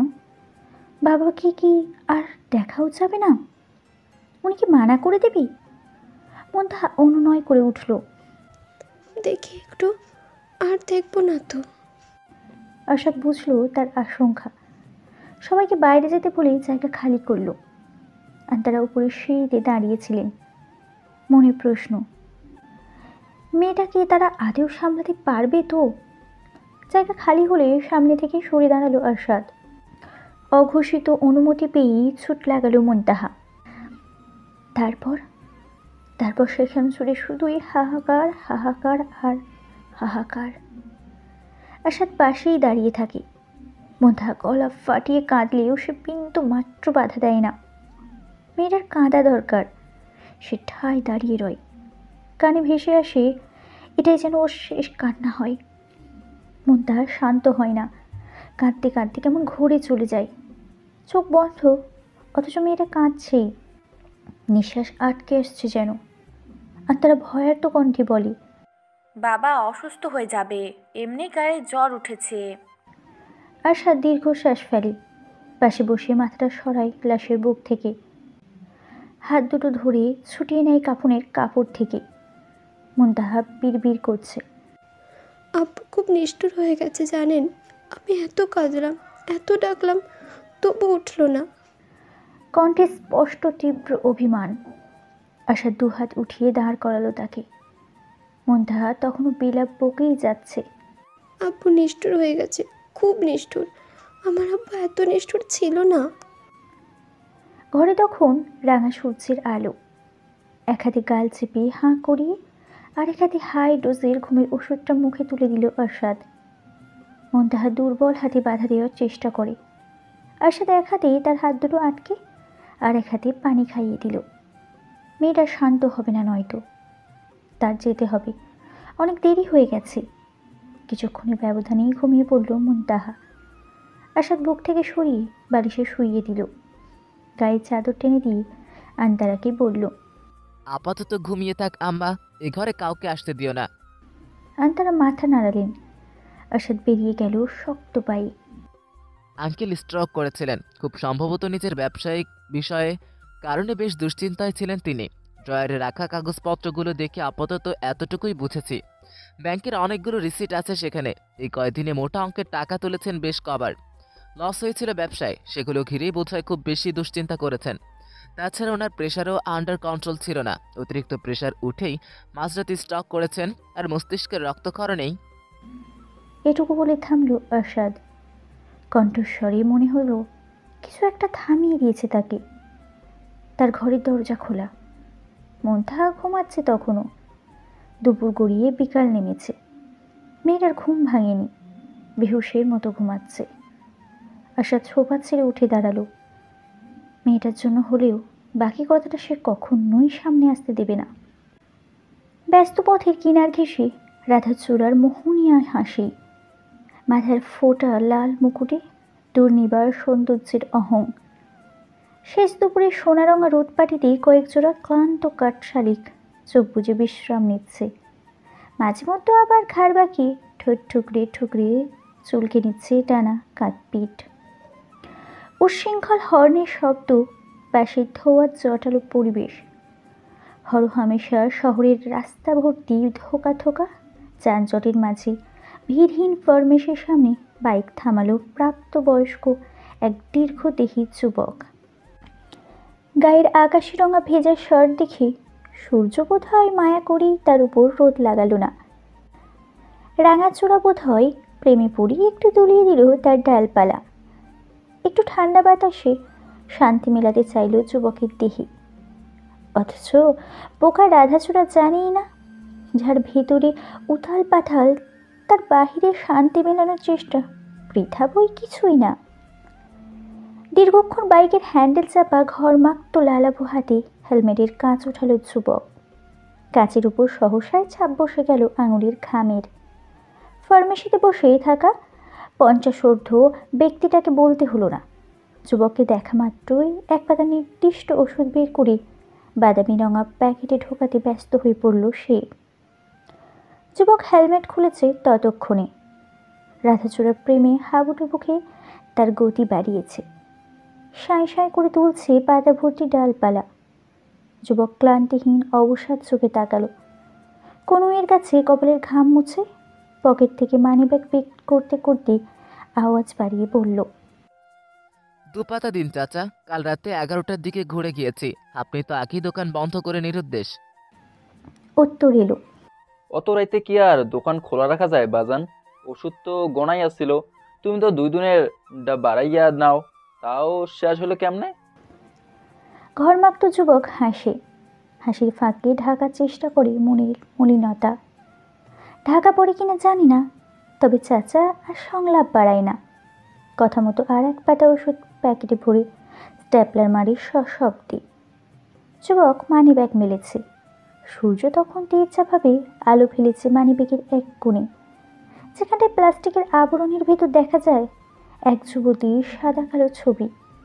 না, কোনো হাস্যোজ্জ্বল চেহারা নয়, বরং গাছের ফাঁকে আটকে যাওয়া ওড়নার আঁচল ধরে বিরক্তিতে ভরা মুখটায় অস্পষ্ট দেখা যাচ্ছে সেখানে।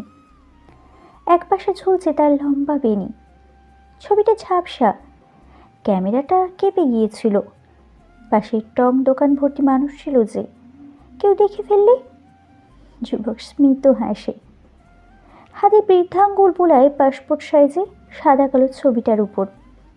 ঠোঁটের হাসি অজান্তেই গাঢ় হয়, কোণ ছড়িয়ে যায় গোপনে।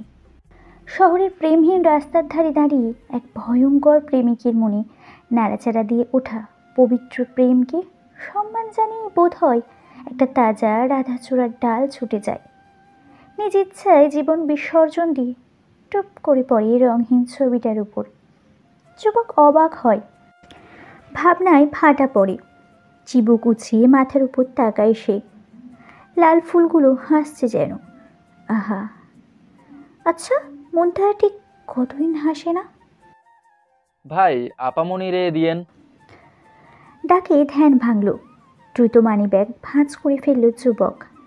রাধাচূড়াটা অযত্নে পড়ে গেল ধুলো মাখা রাস্তায়। একটা ছোকরা ছেলে, বয়স 10-11, শ্যামলা চেহারা, হাতের বাদামি কাগজের প্যাকেটের উপর আরেকটা সুইটের পাতা ধরা। বোঝা যাচ্ছে সেটাই তার আপামনিকে দেওয়ার কথা বলছে ছেলেটি। আরশাদ মুচকি হাসি। ছেলেটার কোকড়ানো চুলে আদুরে হাত বোলায়। মানিব্যাগটা হালকা খুলে আঙুলের চিমটিতে টাকা বের করতে করতে বলে, বাসায় আসিস না কেন? আপামনি তো রোজই বলে তোর কথা। ছেলেটি দাঁত কেলিয়ে হাসে। আহ্লাদের আটখানা হয়ে যায় চোখের কালো মণি। আরশাদ হাত বাড়িয়ে প্যাকেটটা নিতেই দোকানের ভিতর থেকে চাপা ভরাট গলায় বলে, ওটা টেহা দেয়া লাগবো না। আরশাদ জোর করে না, লাভ হবে না। শুধু ওষুধের দাম মিটিয়ে প্যাকেটটা পকেটে ভরে নেয়। রাধাচূড়া তখনও দুলছে। প্রেমে সে কুপকাত। হেলমেটটা পরতে পরতেই বুক চিরে বেরিয়ে আসে দীর্ঘশ্বাস। ঘুম কাতুরে মুনতাহা এখন ঘুমের ওষুধ ছাড়া ঘুমায় না। চোখের নিচে 2 ইঞ্চি কালির পরত বসে গেছে। ঘুমের ওষুধে সারা রাত বোধ করে রাখলেও ওষুধের সময় কেটে গেলেই আবার সেই নিদ্রাহীনতা। একসময় মেয়েটা বেলা অবেলায় ঘুমাতো। অফিস থেকে ফিরে তার এলোমেলো ঘুম দেখাই ছিল আরশাদের একমাত্র ভালোবাসার কর্ম। অথচ এখন আরশাদ আকাশের দিকে চাইল। সাদা শুভ্র মেঘে এক ফোঁটা গলিত স্বর্ণের সূর্য। প্রথম মুনতাহা ওষুধ খেতেই চাইতো না। ডক্টর বলেছিল এখন না ঘুমিয়ে থাকলে শরীর আরও খারাপ হবে। তবু সে জোর করতো না। কিন্তু মেয়েটা যখন সারা রাত পাশে শুয়ে মৃতের মতো 2 চোখ মেলিয়ে ঘর ভর্তি অন্ধকারে চেয়ে থাকতো, মাঝে মধ্যে উঠে বসে আব্বু এসেছে বলে হাঁসফাঁস করতো, তখন আর পারতো না আরশাদ। 2 গাল চেপে ওষুধ মুখে দিয়ে দিত। মেয়েটা ঘুমিয়ে পড়তো। তারপর ধীরে ধীরে একটা সময় মুনতাহা নিজেই হাঁ করত। একটা ওষুধ খাইয়ে পানির গ্লাস নামিয়ে রাখলে বলতো, আর একটা দিন আমার ঘুম আসে না। আরশাদ ওষুধের পাতা ড্রয়ারে রেখে ড্রয়ারে তালা দিয়ে রাখে। চাবিটা নিয়ে আসে সঙ্গে। মেয়েটা একবার ঘুমের জন্য একসাথে 2টো ওষুধ খেয়ে অসুস্থ হয়ে পড়েছিল। সে কি দৌড়াদৌড়ি! হেলমেটের বেল্ট লাগিয়ে বাইক স্টার্ট দেয় আরশাদ। ধোঁয়াটে বাতাস ছেড়ে চাকা ঘোরালো। সেই চাকার নিচেই লাল রাধাচূড়াটা পিষ্ট করে বাইক ছুটালো আরশাদ। মোড়ের বাঁক ঘুরে আরেকটা দোকানের সামনে থামলো বাইক। আরশাদ নেমে দাঁড়ালো। কিছুক্ষণ পর্যবেক্ষণে ঠোঁট ফুঁড়ে বেরোলো, একজোড়া নিব। ওই ঝুটিওয়ালাগুলো কত পড়বে? কাঁচা হলুদের আঁচলে গাঢ় কমলা ফুলের বাগান। পিঠে এঁকে বেঁকে লুটিয়ে পড়েছে দীর্ঘ ঢিলে বেনি। রাঙা রোদ সরাসরি পড়েছে গলার কাছে। চিকচিক করছে স্বর্ণের চেইন।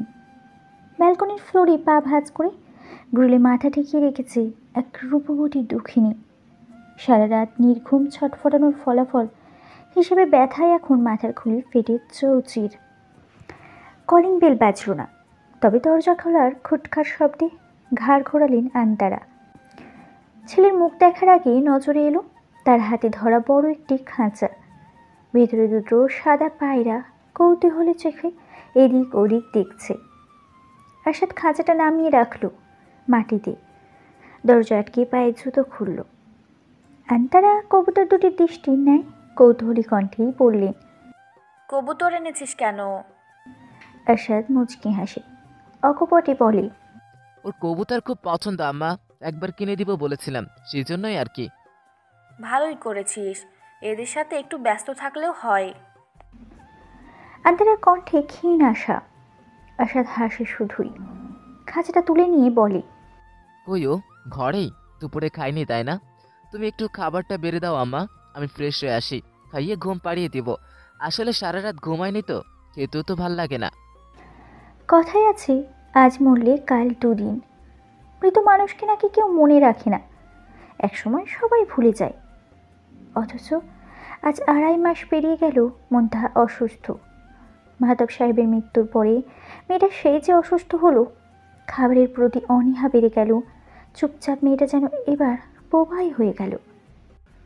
এক মনে কি যেন ভাবতো বসে বসে, ঘুমাতে পারতো না রাতে। শরীরের অবস্থা আরও খারাপ হলো। সাইকিয়াট্রিস্ট দেখাতে নিয়ে গেল। উনি বললেন বাবাকে ভুলতে পারে না, বাবার আকস্মিক মৃত্যু ভুলতে পারে না, ব্রেনে এফেক্ট করে, যে করেই হোক বাবাকে ভুলে থাকতে হবে। কত দিন গিয়েছে এমন, সারা রাত বুঝিয়ে বুঝিয়ে রেখে ভোরবেলা উঠে তাকে নিয়ে কবরস্থানে ছুটেছে আরশাদ। মুনতাহা চেয়ে চুপচাপ বসে থেকেছে ঘন্টার পর ঘন্টা। আরশাদ দীর্ঘশ্বাস ফেলে এবার। জীবনটা তার দীর্ঘশ্বাসে আটকে গেছে যেন। কবুতরগুলো উড়ছে, লাফাচ্ছে খাঁচা ভরে। মুনতাহা চোখ বোঝা। আরশাদ অবাক হয়, বিস্ময় নিয়ে দেখে মেয়েটা ঘুমিয়ে পড়েছে। সত্যি নাকি মিথ্যা, ভ্রম নাকি কল্পনা? খাঁচাটা নামিয়ে রাখে নিঃশব্দে। 2 কদম এগোতেই চোখ মেলে মুনতাহা। হঠাৎ পাওয়া মুক্ত ঝিনুকটা যেন সেখানেই হারিয়ে যায়। আরশাদ তবু হাসে। ওহ, জেগে আছেন?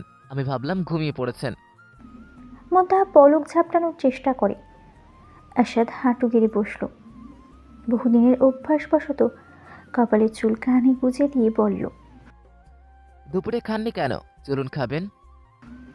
মুনতাহা হেলানো শরীর সোজা করে, দুর্বল হাতে চোখ কষলে ক্ষীণ কণ্ঠে বলে, আপনি ওষুধ এনেছেন? এনেছি, কিন্তু কিছু একটু খেয়ে তারপর খেতে হবে। ঘুমালে আপনি মাঝরাতে আগে উঠবেন না মুনতাহা। মুনতাহা মাথা নাড়ায়। পিছে কিছু একটা চোখে পড়তেই দৃষ্টি পরিষ্কার করার চেষ্টা করে। আশা তার চোখ অনুসরণ করেই বলে, আপনার পায়রা পছন্দ হয়েছে?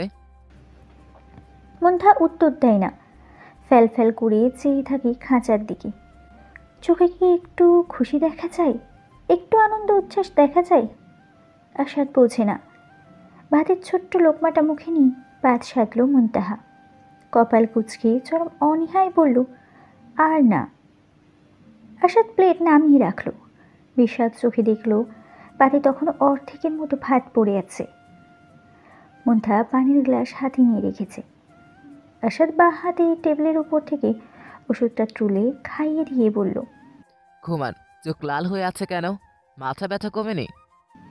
মুনতাহা দুপাশে মাথা নাড়ায়, অর্থাৎ কমেনি। ছোট্ট মস্তিষ্কে হাই পাওয়ারের ওষুধ কাজ করে তাড়াতাড়ি, নিমেষেই ঘুম ধরে যায় চোখে। মুনতাহা ঘুমিয়ে পড়ে। মাথাটা পাশে হেলে পড়তেই আশাদ এলো পাথারি ঠোঁট ছোঁয়ায় তার মলিন চাঁদ মুখে। বারান্দা থেকে পায়রা দুটোর ডাক শোনা যাচ্ছে, বাক বাকুম বাক বাকুম। শয়নকক্ষ জুড়ে হরিদ্রাভ বাতির অবারিত বিচরণ। নিদ্রিত রাত্রির স্তব্ধকালে শ্রান্ত অসার দেহে ঘুমাচ্ছে ক্লান্ত যুগল। তীব্র প্রণয়ে মাখো মাখো ঘরমাক্ত নারী সামান্য নড়ে চড়ে উঠতেই সন্ধানী ভঙ্গিতে ঘুমে কাতর চোখ দুটো মেলল আরশাদ। মুনতাহা কাছ থেকে সরে উল্টো দিকে ফিরে শুয়েছে। বাপাসে ফ্যানের বাতাস বেশি, মেয়েটার গরম লাগে অতিরিক্ত। দেখা শেষে কপালের দুপাশে আঙুল চেপে ক্ষণকাল চোখ বুজে রইল সে। মুনতাহার ঘুমের ওষুধের রেশ কেড়েছে আরো ঘন্টা 2 আগেই। একটু পর ভোর হয়ে যাবে। রাস্তার মোড় থেকে কুকুরের পাক বিদণ্ডতা শোনা যাচ্ছে। রাত উঠলে এদের এত বেয়াদবি কিসের? আরশাদ উঠে বসে, মুন্তাহা এদিকে পিঠ দিয়ে শুয়েছে, চাদর অগোছালো। ঘড়িতে 3:45। নেমে দাঁড়ায় আরশাদ। দুপুর থেকে অযত্নে পড়ে থাকা ওষুধের পাতাটা নিঃশব্দে ড্রয়ারে আটকে ওয়াশরুমে ঢোকে। 15 মিনিটের ব্যবধানে বেরিয়েও আসে পূর্বের ন্যায় উদম গায়ে। মুন্তাহার দিক পাল্টেছে, ডান দিকে কাত হয়ে শুয়েছে। মেয়েটা স্থির থাকেও না, এগিয়ে যায় আরশাদ। টেবিল ল্যাম্পের সুইচ চাপার আগেই আবার ঘুরে গেল মুন্তাহা। তাও ভালো, ওষুধের ঘুমে মৃতের মতো একাধারে পড়ে থাকে শুধু। এখন তো নিচ থেকেই ঘুমিয়েছে। কাঁধ থেকে চাদর সরে গেছে। আশা সুইচে আঙুল রেখে শান্ত চোখে আরেকবার দেখল কাঁধের একটু নিচেই হালকা দাবানো জায়গাটা। ছোটবেলায় দৌড়ঝাঁপ খেলতে যেয়ে মাংস উঠে গেলে যেমন হয় তেমনই ক্ষতটা। বেশ পুরানো ক্ষত, ঘা ব্যথা মিলিয়ে গেলেও দাগ মেলায়নি। আশা চোখ নামায়, আলো নিভিয়ে মুন্তাহার গা থেকে চাদরের পট ছড়িয়ে দেয়। রেগুলেটর ঘুরিয়ে ফ্যানের গতি বাড়িয়ে সিগারেটের প্যাকেট হাতে চুপচাপ চলে যায় বারান্দায়। হেডলাইটে টিমটিমে আলো জ্বলছে। পায়রা দুটো খাঁচার এক কোণে চেপে একটা আর একটার সঙ্গে লেগে ঘুমাচ্ছে। আশাদের হালকা পায়ের শব্দে চুপচাপ ঘুম ভেঙে যায় তাদের। পুরুষ পাখিটা তীক্ষ্ণ চোখে তাকায়, যেন চরম অপরাধ করেছে আরশাদ। তার জোড়ার ঘুম ভাঙালো কোন সাহসে? আরশাদ নীরবে হাসে, ঘাড় বাঁকিয়ে মুন্তাহাকে দেখতে চায়। অথচ ঘর ঘুটঘুটে অন্ধকার না হলেও বিছানা অব্দি আলো পৌঁছাচ্ছে না। কপাল। বারান্দায় দরজা ভিজিয়ে লাইটটা চেপে সিগারেটে মুখে আগুন ধরায় সে। মেয়েটার শরীরের ক্ষতটা সেই 5 বছর বয়সে হয়েছিল। নরপশুটার হিংস্র আঁচড় বাচ্চাটার নরম গায়ের মাংস তুলে নিয়েছিল। সেই বিভৎস কালো স্মৃতি মেয়েটা চাইলেও ভুলতে পারে না। পাশে একটা বেতের চেয়ার রাখা। আশাদ পিঠ এলিয়ে বসে পড়ল। মেয়েটা একটু পরেই বিছানা ছেড়ে উঠে আসবে। মিনমিন করে তাকে সিগারেট ফেলতে পড়বে। সে কথা না মেনে আরও 2-3টে টান দিয়ে বারান্দায় রীতিমতো আগুন লাগিয়ে দেবে। মেয়েটা তবু চোখ দুটো কুঁচকে দাঁড়িয়ে থাকবে। খুক খুক করে কাশলে সিগারেট ফেলে দেবে সে। অতঃপর কাছে আসার জন্য হাত মেলে দিলে মেয়েটা চুপচাপ বুকে গাল পেতে আকাশের দিকে চেয়ে থাকবে। আশাদ জোরে টান দিল, ধোঁয়াটে নেশায়। সাদা পদার্থের বহরে ঝাপাঝাপি শুরু করে দিল কবুতর দুটো। হালকা বেগুনি সুতি শাড়ি পরনে সূর্যের আলোর বিপরীতে বসে থাকা রমণীকে দেখি সকালের ঘুম ভাঙল আরশাদের। হাতের তালুতে ঘষে চোখ পরিষ্কার করে একটু ভালোভাবে নজর দিতেই দেখল মুন্তাহা খাঁচার সামনে দুহাঁটু গেড়ে বসে আছে। উল্টো দিকে ফেরা বিধায় চেহারা দেখা যাচ্ছে না। আঁচল গড়াগড়ি খাচ্ছে ফ্লোরে। চুলে গামছা পেঁচানো, সবুজ গামছা। বেগুনি সবুজের কোনো মিশেল ফুল আছে কি পৃথিবীতে? থাকলে সেটার সঙ্গে অনায়াসেই তুলনা করা যেত, কিন্তু আফসোস তার জানা নেই। আশাদ অবাক হলো খানিকটা। সব কিছুতে অনাগ্রহ দেখানো মুন্তাহাকে এমন আগ্রহের সহিত কবুতরের সামনে বসে থাকায় দুদণ্ড শান্তি মিলল যেন। ভাঙা গলায় ডাকলো, মুনতাহা। মুন্তাহা ডাক শোনে না। আশাদ আবার ডাকে। এবার সাথে সাথেই ঘাড় ঘুরায় সে। সাড়া দিয়ে বলে, হুম। আশাদ ডাক ছেড়ে মুখে হাত দিয়ে হাই তুলছিল। মুন্তাহা তার হাই তোলাটাতেও দেখে মনোযোগ দিয়ে। আরশাদ হাই শেষ করে তাকায়, কেশে গলা পরিষ্কার করে বলে, কি করছেন? মুন্তাহা একবার খাঁচায় তাকিয়ে আবার আরশাদের দিকে চাইল। শান্তশিষ্ট নরম গলায় অভিযোগ শুনল, খাবার দিচ্ছি।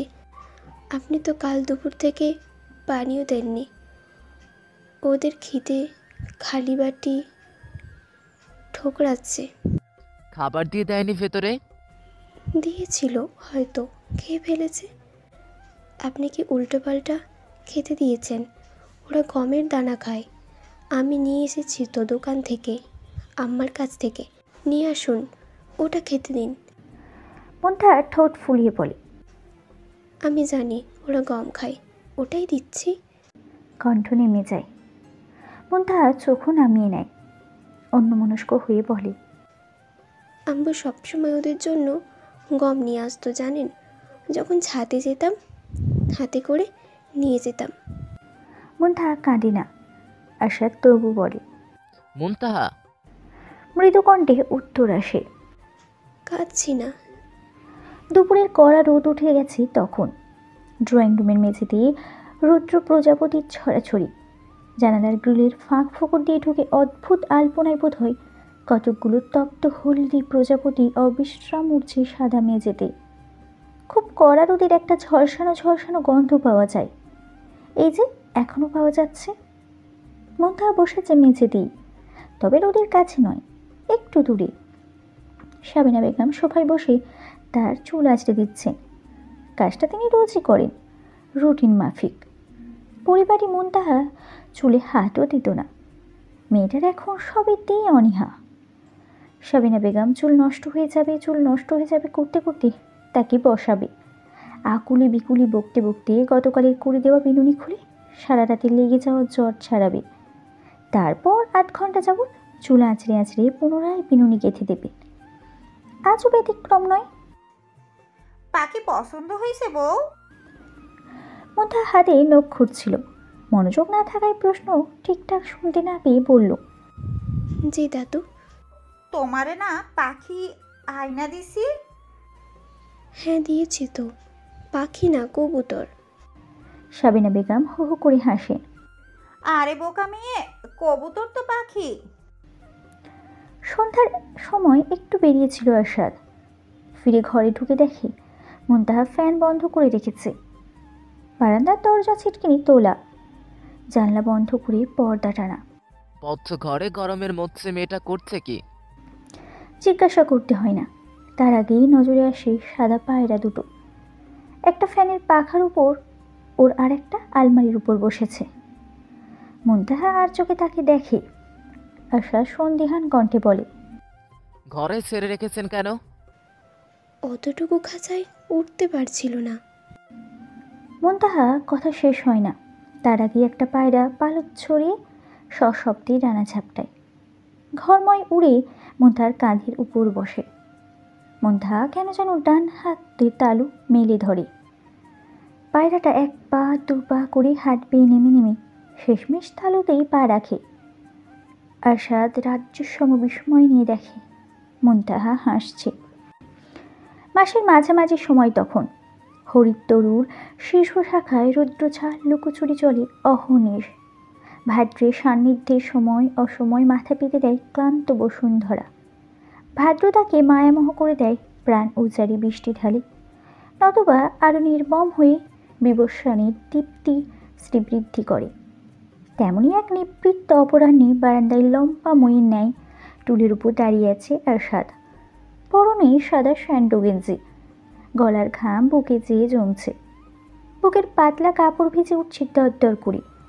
তার ঠিক নিচ বরাবরই ছোট্ট কপাল কুচকে দুহাতে টুলের পায়ে শক্ত করে ধরে ঘাড়ের সাথে কাঁধ এলিয়ে উপরের দিকে চেয়ে আছে মন।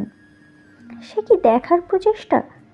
টান টান গলার চামড়া দেখে মনে হচ্ছে মাঝের হাতটা ভেঙে যাবে এক্ষুনি। আশাদ একার ধারে কতক্ষণ বিকট শব্দ করে দেয়ালে হাতুড়ি চালানো বন্ধ করে। বাহুতে কপাল মুছে নিয়ে ঠোঁট সরু করে দুগাল ফুলিয়ে ফস করে শ্বাস ছাড়ে। দেয়ালের ওপর সিলিংয়ের একটু প্রশস্ত জায়গা আছে। চড়ুই পাখিটা এখনও বাসা বেঁধেছে আর সপ্তাহর বেশি, 10-11 দিন হবে হয়তো, হিসেব রাখা হয়নি। আশাদ দেখেছে অনেক আগেই, কিচ্ছু বলেনি। ওই যে চাঁদ। মুনতাহা রোজ ভোরে ঘুম থেকে উঠে আগে বারান্দায় আসবে। পায়রা দুটোর খাঁচার দরজা খুলে তাদের মুক্ত করে আকাশে উড়িয়ে দিয়ে চিবু কুচিয়ে চড়ুইয়ের বাসায় চেয়ে থাকবে কতক্ষণ। নিচ থেকে দেখা যায় না ভালো মতো, তবু অভিপ্রায় নরম চোখ দেখেই যাবে। শেষমেশ চিত্তে জন্ম নেওয়া খর্ব অভিসবার সঙ্গে না পেরে টেনে হিঁচড়ে আশাদকে ঘুম থেকে ডেকে তুলবে। ঘড়িতে তখন সকাল হবে হবে মাত্র। আশাদ ঢুলো ঢুলো পায়ে বারান্দায় আসবে। তাকে কোমরে ধরে উপরে উঠিয়ে ডিমগুলো দেখাবে, তবেই যে শান্ত হবে নারীময়ী কোমল মন। অধরে ফুটবে নিরুপম হাসি। সেই হাসি দেখে ঘুম কেটে যাবে নিঃশক্তি মোড়ানো পুরুষ চোখেরও। প্রেমে সয়লাভ হবে ভোরের সমীর। 3 দিন আগে বৃষ্টি হয়েছিল, ঝুম বৃষ্টি। বাতাসে খড়কুটোর বাসাটা ডিম সহ পড়ে গিয়েছিল। একটা ডিম তো পড়া মাত্রই ফেটে চৌচির, আর বাকি 4টে কেন যেন অক্ষত ছিল। মুনতাহার সে কি মন খারাপ। মেয়েটা পারে না রাত দিন এক করে কাঁদে। একটা বাচ্চা মারা গেল, সে কেন বাতাস শুরু হওয়া মাত্র ঘরে এনে রাখলো না ডিমগুলো? আফসোসে কেঁদে মরে অনুশোচনায়। মেয়েটা সব কিছুতে নিজেকে দোষী করে। আশাদের খুব ভয় হয় মাঝে মধ্যে, ভীষণ ভয়। যে কাঠের 4 কোণ আকৃতি একটা দানির মতন বানিয়ে এনেছে, সেটা দেয়ালের সাথে পেরেক দিয়ে ঠুকে তাতে খড়কুটোর বাসাটা রেখে দিলে আর শত ঝড়েও পড়বে না। এই মেয়ের কান্নাকাটি তার 2 চোখের বিষ। হেমলোকের মতো গায়ের রাগ গজায় যেন। ঠুকঠুক ধ্বনির দেয়ালে ইটে ভীষণ শব্দে বাড়ি খায়। মুনতাহার মুখ কুঁচকে যায় আরও। চিবুক নামিয়ে চোখ খিঁচে বুঝে রাখে সে। আরশাদ পেরেক ঠুকতে ঠুকতেই আর চোখে এক নজর প্রিয়তমার নতজন মুখশ্রী দেখে নেয়। হাতুড়ির আওয়াজ কমিয়ে বলে, আমি পড়বো মুনতাহা, আপনি ঘরে যান, ফ্যান ছেড়ে বসুন, গরমে লাল হয়ে গেছেন তো। মুনতাহা খিচা চোখেই তাকায়, পিট পিট করে বলে, না, পড়ে যাবে না। আরশাদ হাসে। আমি বাচ্চা? তা কখন বললাম? আপনার প্রশ্ন করার অভ্যাসটা গেল না চাঁদ। মুনতাহা মাথা নামিয়ে নেয় সলজ্জায়। পাল্টা প্রশ্ন শোনা যায় না আর। স্তব্ধতা উপরে ফেলিয়ে আবার সশব্দে হাতুড়ি চালাতে শুরু করে আরশাদ। সে একটু চাঁদ ডাকলেই মেয়েটা লজ্জার অন্ত নেই। বিছানার উপর নরম ওড়না মুড়িয়ে তার উপর বাসাটা রাখা। পেরেক ঠোকার শব্দ আসার উপর থেকেই হাতুড়িটা বাড়িয়ে দিল। মুনতাহা নিয়ে ফ্লোরে নামিয়ে রাখলো। পাশ থেকে কি একটা বাঁধার জন্য নিয়ে আসা মোটা দড়িটা আরশাদের বাড়িয়ে রাখা হাতে দিল।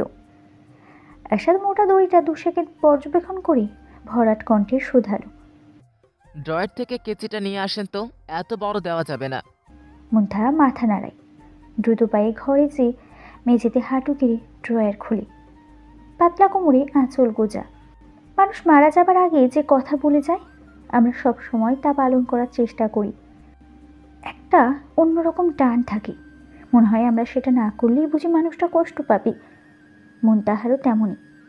মাধব সাহেব মারা যাবার কিছুক্ষণ আগেই মেয়েকে বলেছিলেন তাকে শাড়িতে খুব সুন্দর দেখায়, সব সময় যেন শাড়ি পরে। সেই থেকেই মুনতাহা অন্য পোশাকের ধারে কাছেও যায় না। আরশাদ দীর্ঘশ্বাস ছাড়ে, ভারী গলায় ডাকে, পাচ্ছেন না?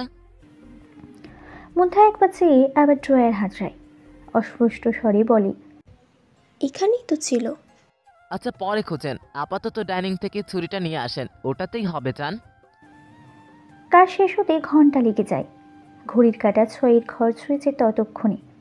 সূর্যের রং কমলাটে হয়ে যাচ্ছে অল্পে অল্পে।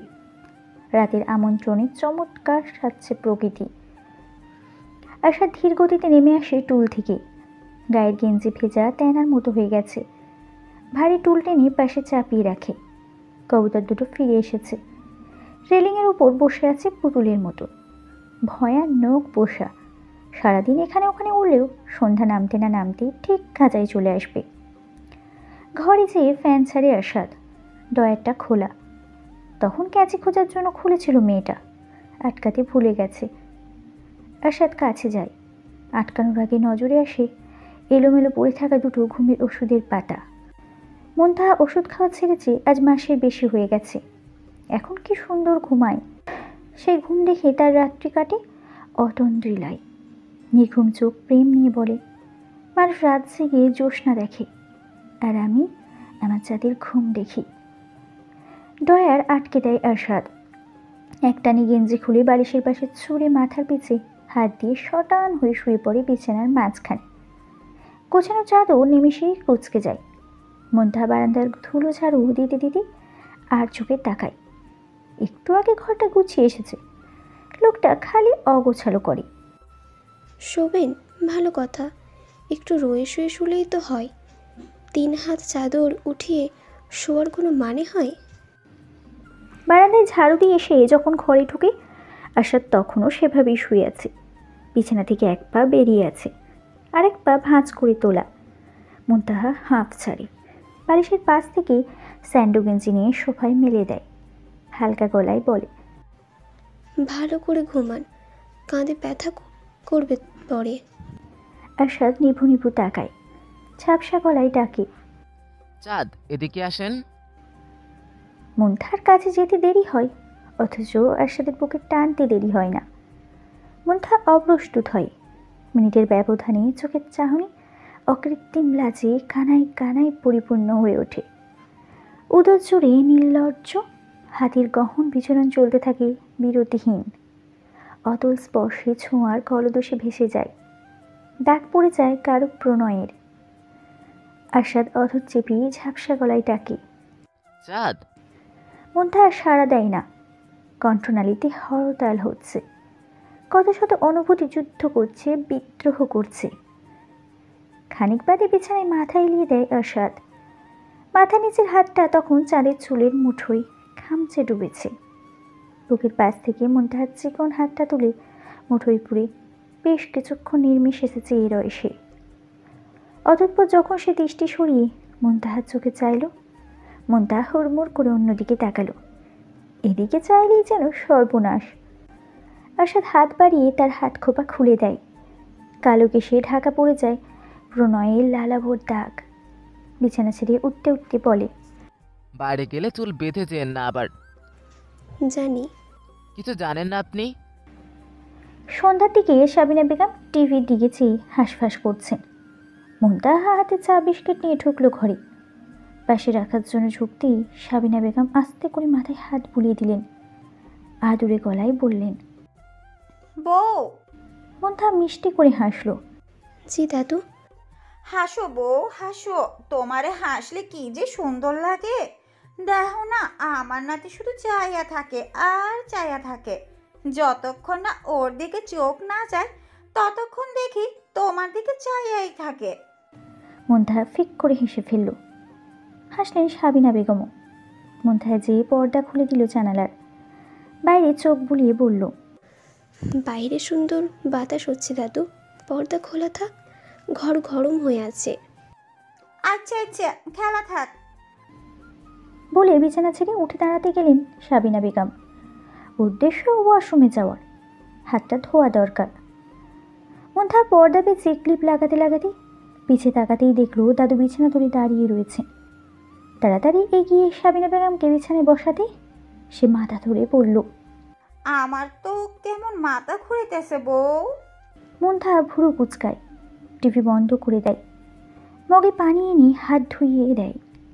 পিঠের পিছে বালিশ দিয়ে বলে, আপনি চাটা খান দাদু, অনেকক্ষণ টিভি দেখেছেন তো, সেই জন্য বোধহয় মাথা ঘোরাচ্ছে। বিছানা ছেড়ে ওঠেন না, ওনার চাটা দিয়ে এসে আপনাকে শুইয়ে দিচ্ছি। সাবিনা বেগম মাথা নাড়ান। আন্তারার ডাক শোনা যাচ্ছে, মন, আম্মু ওর চাটা দিয়ে আসো তো। আশাদ ডাইনিংয়ে বসে ফোনে কথা বলছে। হাত নাড়িয়ে মাথা দুলিয়ে কথা বলার চমৎকার ভঙ্গিমা, যেন ফোনের ওপাশের ব্যক্তিটা সামনেই বসে আছে। বাসায় থাকেই না সে, সারাদিন অফিস করে রাতে ফিরে। মাঝে মধ্যে ছুটি থাকে, তবেই তাকে সন্ধ্যার দিকে বাসায় দেখা যায়, যেমন আজকে। মুনতাহা চায়ে চিনি দিচ্ছে। আন্তারা রান্নাঘরের দরজা দিয়ে ছেলেকে দেখে সপ্রতিভ কণ্ঠে বললেন, শুধু তুমি আছো দেখে, নয়তো এই সময়ে এই ছেলে আগে বাইরেই থাকতো। ব্যাংকে ছুটি থাকলেও বাসায় আসতো সেই রাতবেলায়, বুঝলে? মুনতাহা মুচকি হাসি। চা নিয়ে আশাদের সামনে যেতেই কান থেকে ফোন নামায় সে। মুনতাহা চা রাখতেই খপ করে হাতটা ধরে ফেলে। মুনতাহা তাড়াহুড়ো করে ছাড়িয়ে নিতে চায়। আন্তারা ওদিকে ঘুরে আছেন বলে রক্ষে। ঘাড় তারা আশাদ আরো শক্ত করে ধরে বলে, মেহেদি হালকা হয়েছে কেন চাঁদ? মুনতাহা আমতা আমতা করে। নখের গাঢ় লাল মেহেদি কমলা হয়ে গেছে। মিনমিনি কণ্ঠে বলে, অনেক দিন দেখিনি তো। দেননি কেন? আমি না কতগুলো মেহেদি পাতা এনে দিলাম গত সপ্তাহে। ওগুলো দাদুর চুলে লাগিয়ে দিয়েছি। তো আমাকে বললেই তো হতো, আরও এনে দিতাম। আচ্ছা দিবনে, ছাড়ুন। আশাদ ছাড়ি না। উল্টো হাতের ঠোঁটের কাছে নিয়ে চট করে একটা চুমো খায়। মুন্থা চোখ বড় বড় করে ফেলে, চাপা কণ্ঠে চেঁচিয়ে ওঠে, আল্লাহ, মা রান্নাঘরে ছাড়ুন। নির্লজ্জ আশাদ কথা শোনে তো নাই, বরং পরপর আরো কয়েকটা চুমুতে হাত ভরিয়ে দেয়। সন্ধ্যার পর হঠাৎই সাবিনা বেগম মাথা ঘুরে পড়ে গেলেন। রাতের খাবারের জন্য বেরোতে নিচ্ছিলেন। ঘরের দরজা পেরিয়ে একটু এগোতেই মাথার যন্ত্রণায় তীক্ষ্ণ সূচের মতো বিঁধল যেন। আন্তারা চিৎকার করে দৌড়ে এলেন। মেঝেতে বসে মা তুল্য শাশুড়ির মাথা কোলে তুলে নিলেন। অভিশঙ্কিত উচ্চ কণ্ঠে ছেলেকে ডাকলেন, আরশাদ, আরশাদ, এদিকে আয় জলদি। আম্মা, ও আম্মা, কি হলো? মুন্থা রান্নাঘরে ছিল। আন্তারার বিকট চিৎকারে তড়িঘড়ি করে বেরিয়ে এলো সেও। সাবিনা বেগমকে অচেতন পড়ে থাকতে দেখে ছোট্ট মন ঘাবড়ে গেল মুহূর্তেই। আশাদ আসলো। কয়েক মুহূর্ত স্তব্ধ চেয়ে থেকে দিক বিদিক দিশেহারা মাকে কোনো রকমের সাহস দিয়ে দাদিকে পাজাকোলা করে ঘরে নিয়ে গেল। বিছানায় শুয়ে মুখে পানি ছিটালো, তবু জ্ঞান ফিরল না। আন্তারা হু হু করে কেঁদে উঠলেন। মাথায় হাত বুলাতে যে টের পেলেন তালু প্রচণ্ড গরম হয়ে আছে। আশাদকে বলতেই সে ব্যস্ত গলায় বলল, প্রেশার আর ডায়াবেটিসটা মাপেন তো মুন্থা, আমি ডাক্তারকে ফোন করছি। মুন্থা উঠে গেল, মেশিন এনে প্রেশার মাপল। হাই প্রেশার, ডায়াবেটিস বেড়ে গেছে। আন্তারা ঠান্ডা পানি দিয়ে গামছা ভিজিয়ে এনে ঘাড় গলা মুছে দিলেন। আশাদ ফোন নিয়ে ঘরের বাইরে গিয়েছে। মিনিটের মাথায় ফিরল যখন, সাবিনা বেগমের জ্ঞান ফিরল তখনই। আন্তারা যেন রক্ষে পেলেন। শুকনো কলিজায় যেন পানি মিলল সামান্য। শাশুড়ির কপালে হাত রেখে ধরা গলায় বললেন, আম্মা, আম্মা, খারাপ লাগে? মুন্তাহা বা হাত কোলে নিয়ে ধরে রেখেছে শক্ত করে। একটু আগে ভালো মানুষটাকে শুইয়ে দিয়ে গেল, মাথা টিপে দিল, ঘুম পাড়িয়ে তবেই ঘর থেকে বেরোলো। অথচ ঘন্টা দেরিক না পেরোতেই মানুষটা এমন অসুস্থ হয়ে পড়ল। সাবিনা বেগম মলিন চোখে চাইলেন, মুখে বলতে পারলেন না কিছু। তবে আস্তে আস্তে ডান হাতটা উঠিয়ে আন্তারার হাত আঁকড়ে ধরলেন। মেয়েটা পাগলের মতো করে তার জন্য। আশা যে দু হাতে ধরে উঠালেন দাদিকে। মুন্তাহা পিঠের পিছে বালিশ দিলে হেলান দিয়ে বসিয়ে দিল। শরীর কেমন অবশ হয়ে গেছে, ভার ছেড়ে দিয়েছে। তবু জ্ঞান থাক। আন্তারা মগের পানিতে আবার গামছা বিছিয়ে ঘাড়ে দিয়ে রাখলেন।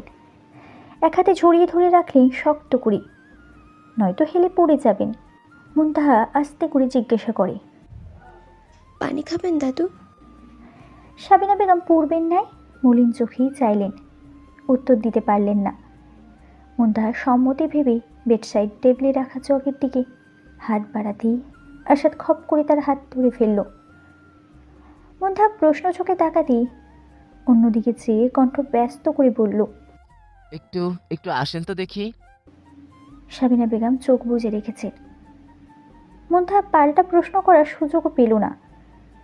আশাদ তাকে ঘরের বাইরে নিয়ে গেল। মুন্তাহা বিস্মিত কণ্ঠে বলল, কি হয়েছে? নিয়ে আসলেন কেন? আশাদ ফোনের দিকে তাকালো, কণ্ঠ স্বাভাবিক রেখে বলল, আপনার কবুতরগুলো ঘরে উড়াউড়ি করছে মুন্থা, ওদেরকে কাছে ঢুকিয়ে আসেন, ঘরে ফ্যান ছাড়া। মুন্তাহার চোখ দুটো অবাকের শেষ পর্যায়ে পৌঁছে গেল যেন। বিস্ময় লুকানোর চেষ্টা না করেই বলল, দাদু অসুস্থ, আমি এখন কবুতর ঢোকাবো? ডাক্তার আসছে তো, আপনি যান, যেটা বলছি সেটা করেন। আরশাদের কণ্ঠে আদেশ। বোকা মুন্তাহা বুঝল না কিছুই।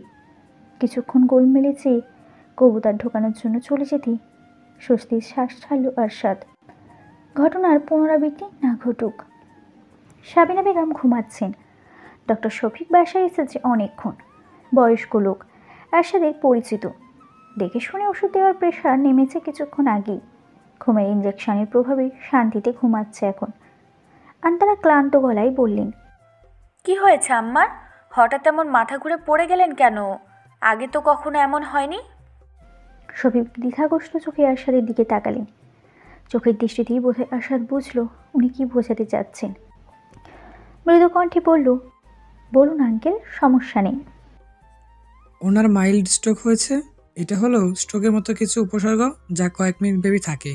এবং তৎপর পরবর্তীতে শরীরে কোনো স্থায়ী দুর্বলতা দেখা যায় না। কিন্তু চিকিৎসা না নিলে মাইল্ড স্ট্রোকের রোগীরা 3 মাসের মধ্যে মেজর স্ট্রোকের আক্রান্ত হতে পারে। আপাতত টেস্ট ছাড়া তো কিছু বলতে পারছি না। সিটি স্ক্যান বা এমআরআই করে দেখতে হবে এটা ইসকেমিক স্ট্রোক না হেমোরেজিক স্ট্রোক, তারপর সেই অনুযায়ী ট্রিটমেন্ট চলবে। বলে থামলেন শফিক। মুনতাহা আরশাদের পাশে দাঁড়িয়ে আছে। এক পলক দুজনেরকে দেখে আবার বলতে শুরু করলেন। ওনাকে স্ট্রেস নিতে দিতে হবে, চর্বিযুক্ত খাবার এড়িয়ে চলতে হবে। আর যেহেতু উনি ঝুঁকিতে আছেন তাই একটু বেশি কেয়ারফুল তো থাকতেই হবে। হঠাৎ স্ট্রোক করলে যেমন না জেনে কিছু খাওয়াতে হয় না, কোন ধরনের স্ট্রোক না জেনে ওষুধ খাওয়ানো ঠিক না, ক্ষতি হতে পারে। খাবার এমনকি পানীয় খাওয়ানো উচিত নয়, শ্বাসনালীতে গিয়ে রোগীর অবস্থা আরো খারাপ হতে পারে। তাছাড়া আরশাদের বুকটা ধপ করে উঠল। শরীরে শিরায় শিরায় বয়ে গেল খরধার ত্রাস। এতদিন যাবৎ যে কথাটা সে নিজের ভিতরে চেপে রেখেছে তা এভাবে প্রকাশ পেয়ে গেল। পাশ ফিরিয়ে মুনতাহার দিকে তাকানোর সাহস হলো না। কেটে গেল 2-3 সেকেন্ড। মেয়েটা কি কথাটা খেয়াল করেনি তবে? আশাদের মনের ক্ষীণ আশাকে অদৃশ্য ছুরিকাঘাতে হত্যা করে মুনতাহা থেমে থেমে বলল, কি কি খাওয়াতে হয় না? আশা চোখ বুঝল, হাতের মুঠ শক্ত হয়ে গেল। কেন কেন এতগুলো মাস পর মেয়েটা স্বাভাবিক হয়েছে, হাসছে, কথা বলছে, ছুটোছুটি করছে? কি দরকার তাকে আবার তুমড়ে মুচড়ে ধূলিসাৎ করে দেওয়ার? কি দরকার তাকে দোষের সাগরে ঝলসে দেওয়ার? বুকের ধুকপুকানি আরো বাড়িয়ে মুনতাহা ফের জিজ্ঞেস করলো, কি খাওয়াতে হয় না? শফিক চেয়েছিলেন। মেয়েটাকে তিনি প্রথমবার দেখছেন না, আগেও বেশ কবার সাক্ষাৎ ঘটেছে তাদের। আশাদের বিয়ের বিষয়টা তিনি জানতেন না। সেবার যে দুটো মাত্রাতিরিক্ত হাই ডোজের ঘুমের ওষুধ খেয়ে এই মেয়েটার মৃত প্রায় অবস্থা হলো। আশাদ ছেলেটা রাতের বেলায় নিঃস্ব হয়েই তাকে ফোন করেছিল। পাগলের মতো অবচেতন মেয়েটাকে হসপিটালে নিয়ে গিয়েছিল। তার ছটপটে অনুরোধে তিনি সেই রাতের বেলায় এমার্জেন্সিতে ছুটে গিয়েছিলেন। যে যখন দেখলেন পেশেন্ট একটা অল্প বয়সী মেয়ে, অনেকটা অবাক হয়ে জিজ্ঞাসা করেছিলেন, ওকে আরশাদ? আশাদ থরথর কণ্ঠে বলেছিল, আমার বউ। ও আমার বউ আঙ্কেল।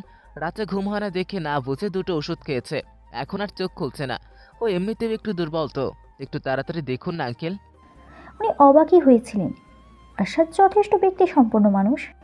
বউকে নিয়ে তার এহেন আহাজারিতে কোথাও যেন একটু নড়ে উঠেছিল তিনিও। মুনতাহা এখনো চেয়ে আছে উত্তরের আশায়।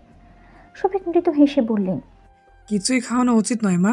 অনেক সময় খাবার, পানি এগুলো খাদ্যনালীতে না গিয়ে শ্বাসনালীতে চলে যেতে পারে। উল্টোপাল্টা ওষুধ দিলাম। আশাদ মাঝপথে উঠে দাঁড়ালো। যা হবার হয়েছে, এতদিন সামলেছে না, এবারও সামলে নেবে। আসেন আঙ্কেল, আপনাকে নামিয়ে দিয়ে আসি, রাত হয়ে গেছে। শফিক বুঝলেন না। একবার চেয়ে দেখলেন মুনতাহা মেয়েটা কেমন থমকে দাঁড়িয়ে আছে। আশাদি বা হঠাৎ এভাবে উঠে দাঁড়ালো কেন? আশাদ আবার তাড়া দিলে আর ঘাটলেন না, তিনি উঠে দাঁড়ালেন। আশাদ একবার মুনতাহার দিকে চাইল। মেয়েটা কি যেন ভাবছে, নিরস চোখে পলক ফেলছে, আর কি যেন ভাবছে ফ্যাল ফ্যাল করে। বুকটা ছিঁড়ে গেল আশাদের। কি করবে সে? শফিক চলে গেলেন। আশাদ নামিয়ে দিয়ে ফিরে এলো। দরজা আটকাতে আটকাতে ভাবলো তাকে বোঝাতে হবে, যেভাবে হোক মেয়েটাকে তার বোঝাতেই হবে। সিদ্ধান্তের দোরগোড়ায় যখন সে হাজির দিচ্ছিল তখনই পেছন থেকে কাঠোর কণ্ঠস্বর শোনা গেল, আপনি জানতেন তাই না? হাত থেমে যায়, বুকের স্পন্দন বিরতি নিয়ে চলে। আশা চোখ বুঝে শ্বাস নেয়। পেছনে ঘুরে দেখে মুনতাহা ঠায় দাঁড়িয়ে আছে। নিজেকে স্বাভাবিক রেখে বলে, কি জানতাম? মুনতাহা ফ্যাল ফ্যাল চেয়ে থাকে, মৃত গলায় বলে, আব্বুকে আমি পানি খাইয়েছিলাম। আশাদ কাছাকাছি যেতেও পারল না। তার আগেই মুনতাহা গগন বিধারে চিৎকার করে উঠল, আপনি জানতেন আব্বুকে আমি মেরে ফেলেছি। এই যে এই হাত দিয়ে আমি জানি আপনি জানতেন। মুনতাহা ধপ করে বসে পড়ল। তার চিৎকারে তৎক্ষণাৎ ঘর থেকে ছুটে এলেন আন্তারা। আশাদ তখন মেঝেতে বসে মুনতাহাকে বুকে টেনেছে জলদি, শক্ত করে ধরে বারবার করে বলছে, আপনি কিছু করেননি মুনতাহা, আপনি জানতেন না? মুনতাহা মানে না। অবোধ মন কথা শোনে না। আশাদের বুক খামচে ধরেই একই বলি আউড়ে যায়। আব্বুকে আমি মেরে ফেলেছি, আমি নিজে হাতে আব্বুকে মেরে ফেললাম। এই জন্যই আব্বু শ্বাস নিতে পারছিল না, তাই না? আমি কেন পানি খাওয়ালাম বলেন না। আশাদ উত্তর দিতে পারে না। মাকে ইশারায় দাদুর ঘরের দরজা ফিরিয়ে দিতে বলে। আন্তারা বুঝতে পারছে না কি হচ্ছে। মুন্তাহার শ্বাস আটকে যায় গলায়, শ্বাস নিতে পারে না। আশাদ রুদ্ধ গলায় বলে, আম্মা পানি দাও আম্মা। আন্তারা দৌড়ে পানি নিয়ে আসেন। আশাদ এক হাতে জড়িয়ে ধরে অপর হাতে খাইয়ে দেয়। মুন্তাহা পাগলের মতো করে, মুখ থেকে পানি পড়ে শাড়ি ভিজে যায়। আশাদ হাত দিয়ে মুখ মুছিয়ে দেয়। সেদিন রাতে মুন্তাহা যখন তাকে ফোন করে ডাকলো, সে যাওয়ার পরপরই বুঝেছিল মাহতাব সাহেব নিঃশ্বাস নিতে পারছিলেন না। তবে তার জানা মতে ব্রেন স্ট্রোকে নিঃশ্বাসের সমস্যা হওয়ার কথা না। বারবার শ্বাস টান উঠছিল। মুন্তাহা বুক চাপটে মাথা গুজে রেখেছিল বিধায় বুঝতে পারেনি বাবার হাঁসফাঁস। মাহতাব সাহেব মাথার যন্ত্রণায় পিছের দিকে হাত ঠেস দিয়ে ঝুঁকেছিলেন। সেই অবস্থাতেই হয়তো পানি খাইয়েছিল মুন্তাহা। আশা তো দেখেনি, তাই বুঝেও নেই কেন তিনি নিঃশ্বাস নিতে পারছেন না। বুঝলে হয়তো কিছু একটা করতে পারত। যখন তিনি চোখ বুজে ফেলে, তার কিছুক্ষণ পর আশা দেখে বেডসাইড টেবিলে হাত খাওয়া পানির গ্লাস। মুন্তাহা সেদিন কাঁদতে কাঁদতেই বলেছিল বাবা শেষবার তার হাতেই পানি খেয়েছে। আশাদ কিচ্ছু বলেনি। পরে খোঁজ করে ফোনে দেখে ডক্টরের কাছেও গিয়েছিল সেদিন বিকালে। জানতে পারে ওই সময় খাবার পানি খাওয়ানো উচিত নয়। সেই থেকেই সে চেপে রেখেছে কথাটা। ওই যে মেয়েটা নিজেকে দোষী ভাববে, প্রাণপ্রিয় বাবার মৃত্যুতে কোথাও না কোথাও সে দায়ী। কথাটা জানলে মেয়েটা কি করবে? ভাঙাচোরা মুন্তাহাকে সামলাতেই এত পড়তে হয়েছে। গড়িয়ে যাওয়া মুন্তাহাকে সামলানোর সাহস তখন আর করে উঠতে পারেনি আরশাদ। মুন্তাহা দুহাতে মাথা চেপে ধরে, চিৎকার করে বিরতিহীন আরশাদ বলতেই থাকে, মুনতাহা, আপনি জানতেন না? আপনি না জেনে খাইয়েছেন। তাছাড়া আঙ্কেলের বেশ মেজর স্ট্রোক হয়েছিল। উনি এমনিতেও আপনার জন্য হয়নি কিচ্ছু। আপনি পানি না খাইলেই উনি হয়তোবা বাঁচতেন না। মুনতাহা, বোঝার চেষ্টা করুন। আপনি মিথ্যে বলছেন। আমি মিথ্যা বলছি না। মুন্তাহা একই কথা বলতে থাকে। বোঝে না, বুঝতে চায় না। তার হাহাকারে কলিজায় শানিত শুল বেঁধে আরশাদের। এক পর্যায়ে ক্রুদ্ধ নিরুপায় আরশাদ খেয়েই হারিয়ে ফেলে। পাগল প্রায় প্রেয়সীকে থামাতে হিতাহিত জ্ঞান হারিয়ে সজোরে থাপ্পড় বসায় মুন্তাহার নরম গালে। ঠোঁট ফেটে রক্ত বেরিয়ে আসে। তুলতুলে গালে 5 আঙুলের ছাপ বসে যায়। মুন্তাহা চুপ হয়ে যায়। ঠোঁটে রক্ত গড়িয়ে পড়ে। আন্তারা হুড়মুড়িয়ে দৌড়ে আসেন। আশাদের কাছ থেকে মুন্তাহাকে ছাড়িয়ে নিয়ে রণক কণ্ঠে গর্জে ওঠেন, তোর সাহস কেমনে হয় ওর গায়ে হাত তোলার? মুন্তাহা চুপ হয়ে গেছে। চোখ দিয়ে পানি গড়াচ্ছে, ঠোঁট দিয়ে রক্ত, গালের আঙুলের ছাপে নির্মমতা। আশাদ হাত মুঠো করে ফেলে, উঠে দাঁড়িয়ে বলে, ওকে বলো আর একবারও যেন নিজেকে দোষারোপ না করে। বলি হন হন করে ঘরে ঢুকে দরজা আটকে দেয় সে। আন্তারা কথাবার্তায় বুঝেছেন কি হয়েছে। মুন্তাহা এক মনে মেঝের দিকে চেয়ে আছে। ছোট্ট মস্তিষ্কে জটলা পাকিয়ে যাচ্ছে হাজারো ভাবনা, অনুশোচনা, অভিযোগ, হতভম্বতা। আন্তারা নিজের ঘরে নিয়ে যান মেয়েটাকে। বিছানায় বসিয়ে ঠোঁটে রক্ত মুছিয়ে দেন, এলোমেলো চুল ঠিক করে দেন, ভেজা শাড়ি বদলে দেন। মেয়েটা মূর্তির মতো বসে থাকে, সারা শব্দ করে না। একটু আগেই কত হাসলো তার সাথে। আন্তারা কপালে চুমু খেয়ে বললেন, আজকে আমার কাছেই থাকো আম্মু, ওর কাছে যাওয়া লাগবে না। মন উত্তর দেয় না। একবার চেয়ে মাথা কাত করে সম্মতি জানায়। তখন গভীর রাত, ঘড়ির কাঁটা দুটো ছুঁই ছুঁই। আধখাওয়া সিগারেটের বাদামি রঙা ফিল্টার ফাঁকা রাস্তায় ছুঁড়ে ফেলে ঘরে আসে আরশাদ। বিনিদ্র শূন্য বিছানা, মুন্তাহা আম্মার কাছে। রাতের খাবারের সময়ও আন্তারা তার সাথে কথা বলেনি। মনের খাবার ঘরে নিয়ে গিয়েছে, খাইয়ে দিয়েছে হয়তো। আরশাদ কিছুক্ষণ থম ধরে বসে থাকে, তারপর উঠে যায়। দরজা খুলে বেরিয়ে আসে। আন্তারা দরজা আটকানো। আরশাদ 2 সেকেন্ড দাঁড়িয়ে থেকে আঙুলের টোকা দেয়, ডাকে, আম্মা। আম্মা জেগে আছো? ভিতর থেকে আন্তারা নির্ঘুম কণ্ঠ ভেসে আসে। কি সমস্যা? আসবো আম্মা? আন্তারা ঘাড় ঘুরিয়ে পিছনে তাকায়। দরজা আটকানো।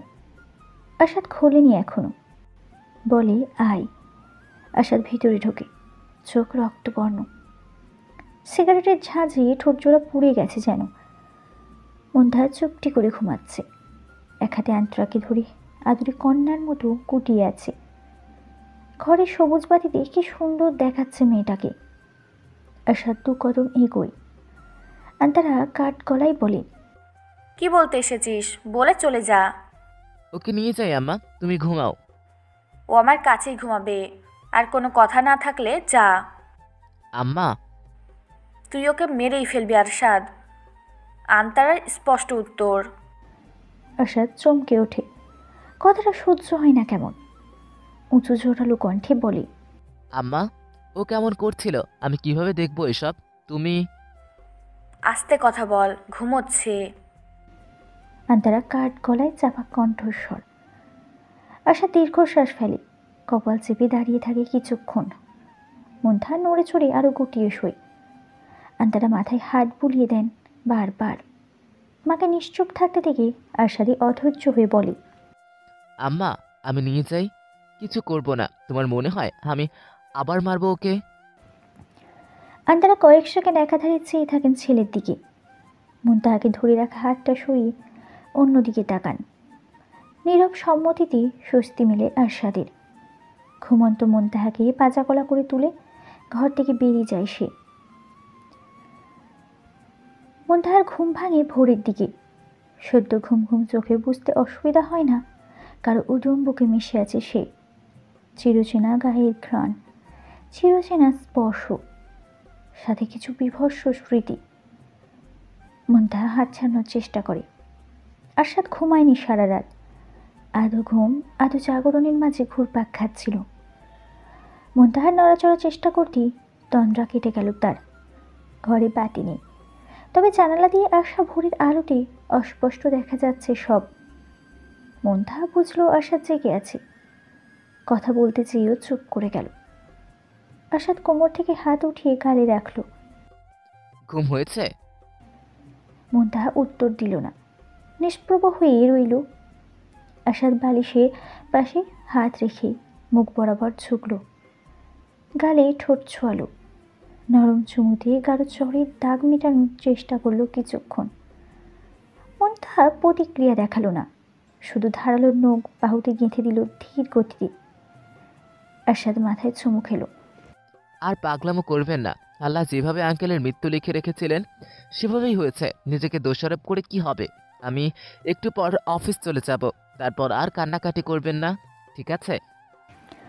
মুনতাহা হরহামেশার মতো মাথা কাত করে না, তবে মিনমিন করে, আমাকে একটু আপুর কাছে নিয়ে যাবেন?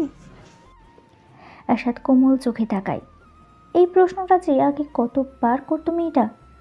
কবরস্থানে নিয়ে যেতে বলতো, রাত বিরাতে বললে বসে বলতো সকালে নিয়ে যাবে। আজ বলল অফিস থেকে ফিরে নিয়ে যাব, ঠিক আছে?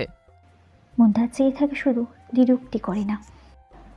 তখন দুপুর, রোদের উজ্জ্বল বারান্দা। মুনতাহা পায়রা দুটো উড়িয়ে দিল। ওড়ানোর আগে দুজনের মাথায় দুটো চুমু খেলো। উড়িয়ে লাভ নেই, এরা আবার চলে আসবে। চড়ুইয়ের বাসাটা ফাঁকা। মা পাখিটা সকালে চলে যায়। মাঝে মাঝে এসে ডিমগুলো দেখে যায়। কি চিন্তা! বাবাও এমন চিন্তা করতো। কাজে যেয়ে বারবার তাকে ফোন দিত। মুনতাহা ঘরে যায়। কানে কোত্থেকে যেন আম্মা ডাক ভেসে আসে। আম্মা, আম্মা, আম্মা। এই তো বাবার কণ্ঠ, স্পষ্ট বাবার কণ্ঠ। কোথায় বাবা? মুনতাহা এদিক ওদিক তাকায়। বাবাকে পায় না। পাবে কি করে? সে তো মেরে ফেলেছে। এই যে এই হাত দিয়ে পানি খাইয়েছে, বাবাকে মেরে ফেলেছে। মুনতাহা আলমারি খুলে নির্দিষ্ট একটা শাড়ি বের করে। মুচকি হেসে চেয়ে থাকে কিছুক্ষণ। গায়ে জড়িয়ে বেরিয়ে এলো যখন, কি সুন্দর দেখাচ্ছে তাকে, স্বয়ং শুভ্র মেঘরানি যেন। মুনতাহা আয়না দেখে না। ওই মুখ তার দেখতে ইচ্ছে করে না। ঘেন্না লাগে।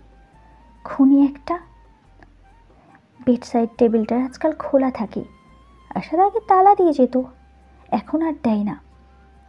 মুন্তাহা ধীর পায়ে এগোয়, ড্রয়ার খোলে। দুটো ভরা ঘুমের ওষুধের পাতা। গ্লাসের পানি ঢালে মুন্তাহা। গ্যাস শূন্য, মস্তিষ্ক কাজ করে না। একটার পর একটা ওষুধ খালি হতে থাকে। শূন্য পাতা বালিশের পাশে রেখে ধপ করে বিছানায় বসে পড়ে মুন্তাহা। কাঁথা মেলে নেয়, আরামের ঘুম দেবে। মাথা ঘোরায়, খোলা চোখেই দেখে ড্রয়ারের আর একটা জিনিস আছে। ধারালো একটা ছুরি, কি চকচক করছে। মুন্তাহা হাতে তুলে নেয়, ড্রয়ার আটকে দেয়। বালিশে মাথা পেতে গায়ে কাঁথা টানে। ছুরিটায় চেয়ে থাকে নির্বিশেষে। নিজের ব্যবধানে কবজি গড়িয়ে টুপ টুপ করে ঝরে লাল লৌহ। ছুরিটা পড়ে থাকে কোলের কাছে। মুন্তাহা শান্তির ঘুম দেয়। অপরাহ্ন গড়িয়ে সাহান্য নামছে। শহর জুড়ে রাঙা রোদের নিরুত্তাপ প্রলেপ উত্তরোত্তর মলিন হচ্ছে। পশ্চিম আকাশের বক্ষে সুনিদ্রায় শায়িত হচ্ছে ক্রুদ্ধ উষাপতি। ক্লান্ত দেহে সিঁড়ি ভেঙে উপরে উঠছে দীর্ঘদেহী পুরুষ। বাহাতের মুঠোয় জায়গা পেয়েছে দুয়াটি তাজা মেহেদি পাতা। পায়ের গতি অতি মন্থর। তৃতীয় তলায় এসে থামল অবসাদ পা জোড়া। হাত উঠিয়ে দরজার পাশে কলিং বেল বাজল অলস গতিতে। চকচকে দরজার ঠিক অপর পাশে একটা ধুলোমলিন দরজা। আসাদ ঘাড় ঘুরিয়ে দেখে একবার। এই জায়গাটাই তো তার চাঁদটার সাথে দেখা হয়েছিল সেই প্রথমবার। মুন্তাহার সেই ঘুম ঘুম চোখ জোড়া ভেসে ওঠে প্রেমিক চক্ষু দর্পণে। হাসে সে। কেউ একজন দরজা খুলতে আসছে। শব্দ শোনা যাচ্ছে। আম্মা মনে হয়। মুন্তাহা হলে পায়ের শব্দ শোনা যেত না। মেয়েটা দৌড়াদৌড়ি করে কম, খুব কম। আন্তারা দরজা খুললেন। দৃষ্টি বিনিময় হলো। মায়ের চোখে অব্যক্ত চাপা রাগ। আশাদ চোখ নামিয়ে নিল। আন্তারা সরে দাঁড়ালেন। আশাদ নীরবে ঢুকল। আন্তারা দরজা আটকে দিলেন নিঃশব্দে। যাবার জন্য পা বাড়াতেই আশাদ হালকা গলায় ডাকল, কি? আশাদ দীর্ঘশ্বাস ফেলে, হাতটা বাড়িয়ে বলে, পাতাগুলো রেখে দাও। আন্তারা শান্ত চোখে দেখে। মোটার জন্য এনেছে বুঝতে পেরেছেন, তবু রাগ কমল না। পাতাগুলো নিয়ে আবার পা বাড়াতেই আশাদ ফের ডাকে, আম্মা। কণ্ঠে কাতরতা, অসহায়তা, আবদার। আন্তারা দাদির দাঁত চেপে তাকালেন।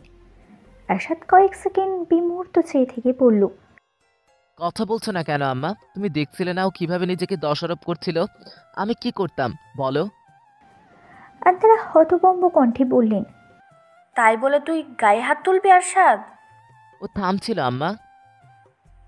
ঠোঁটের দিয়ে রক্ত বেরিয়ে গেছে মেয়েটার। দুপুরে খায়নি, ঠোঁট ফুলে গেছে। এর জন্য মানুষটা তোর কাছে মেয়েকে তুলে দিয়ে গিয়েছে মারার জন্য। আন্তারা উত্তেজিত হয়ে পড়লেন। আশাদ 2 কদম এগিয়ে এলো। মায়ের গালে হাত রেখে মাথার পাশে চুমু খেল। ধীর কণ্ঠে বলল, আর হবে না আম্মা, শান্ত হও। আন্তারা কেঁদে উঠলেন। আশাদ হাসল, নরম গলায় বলল, কই ও?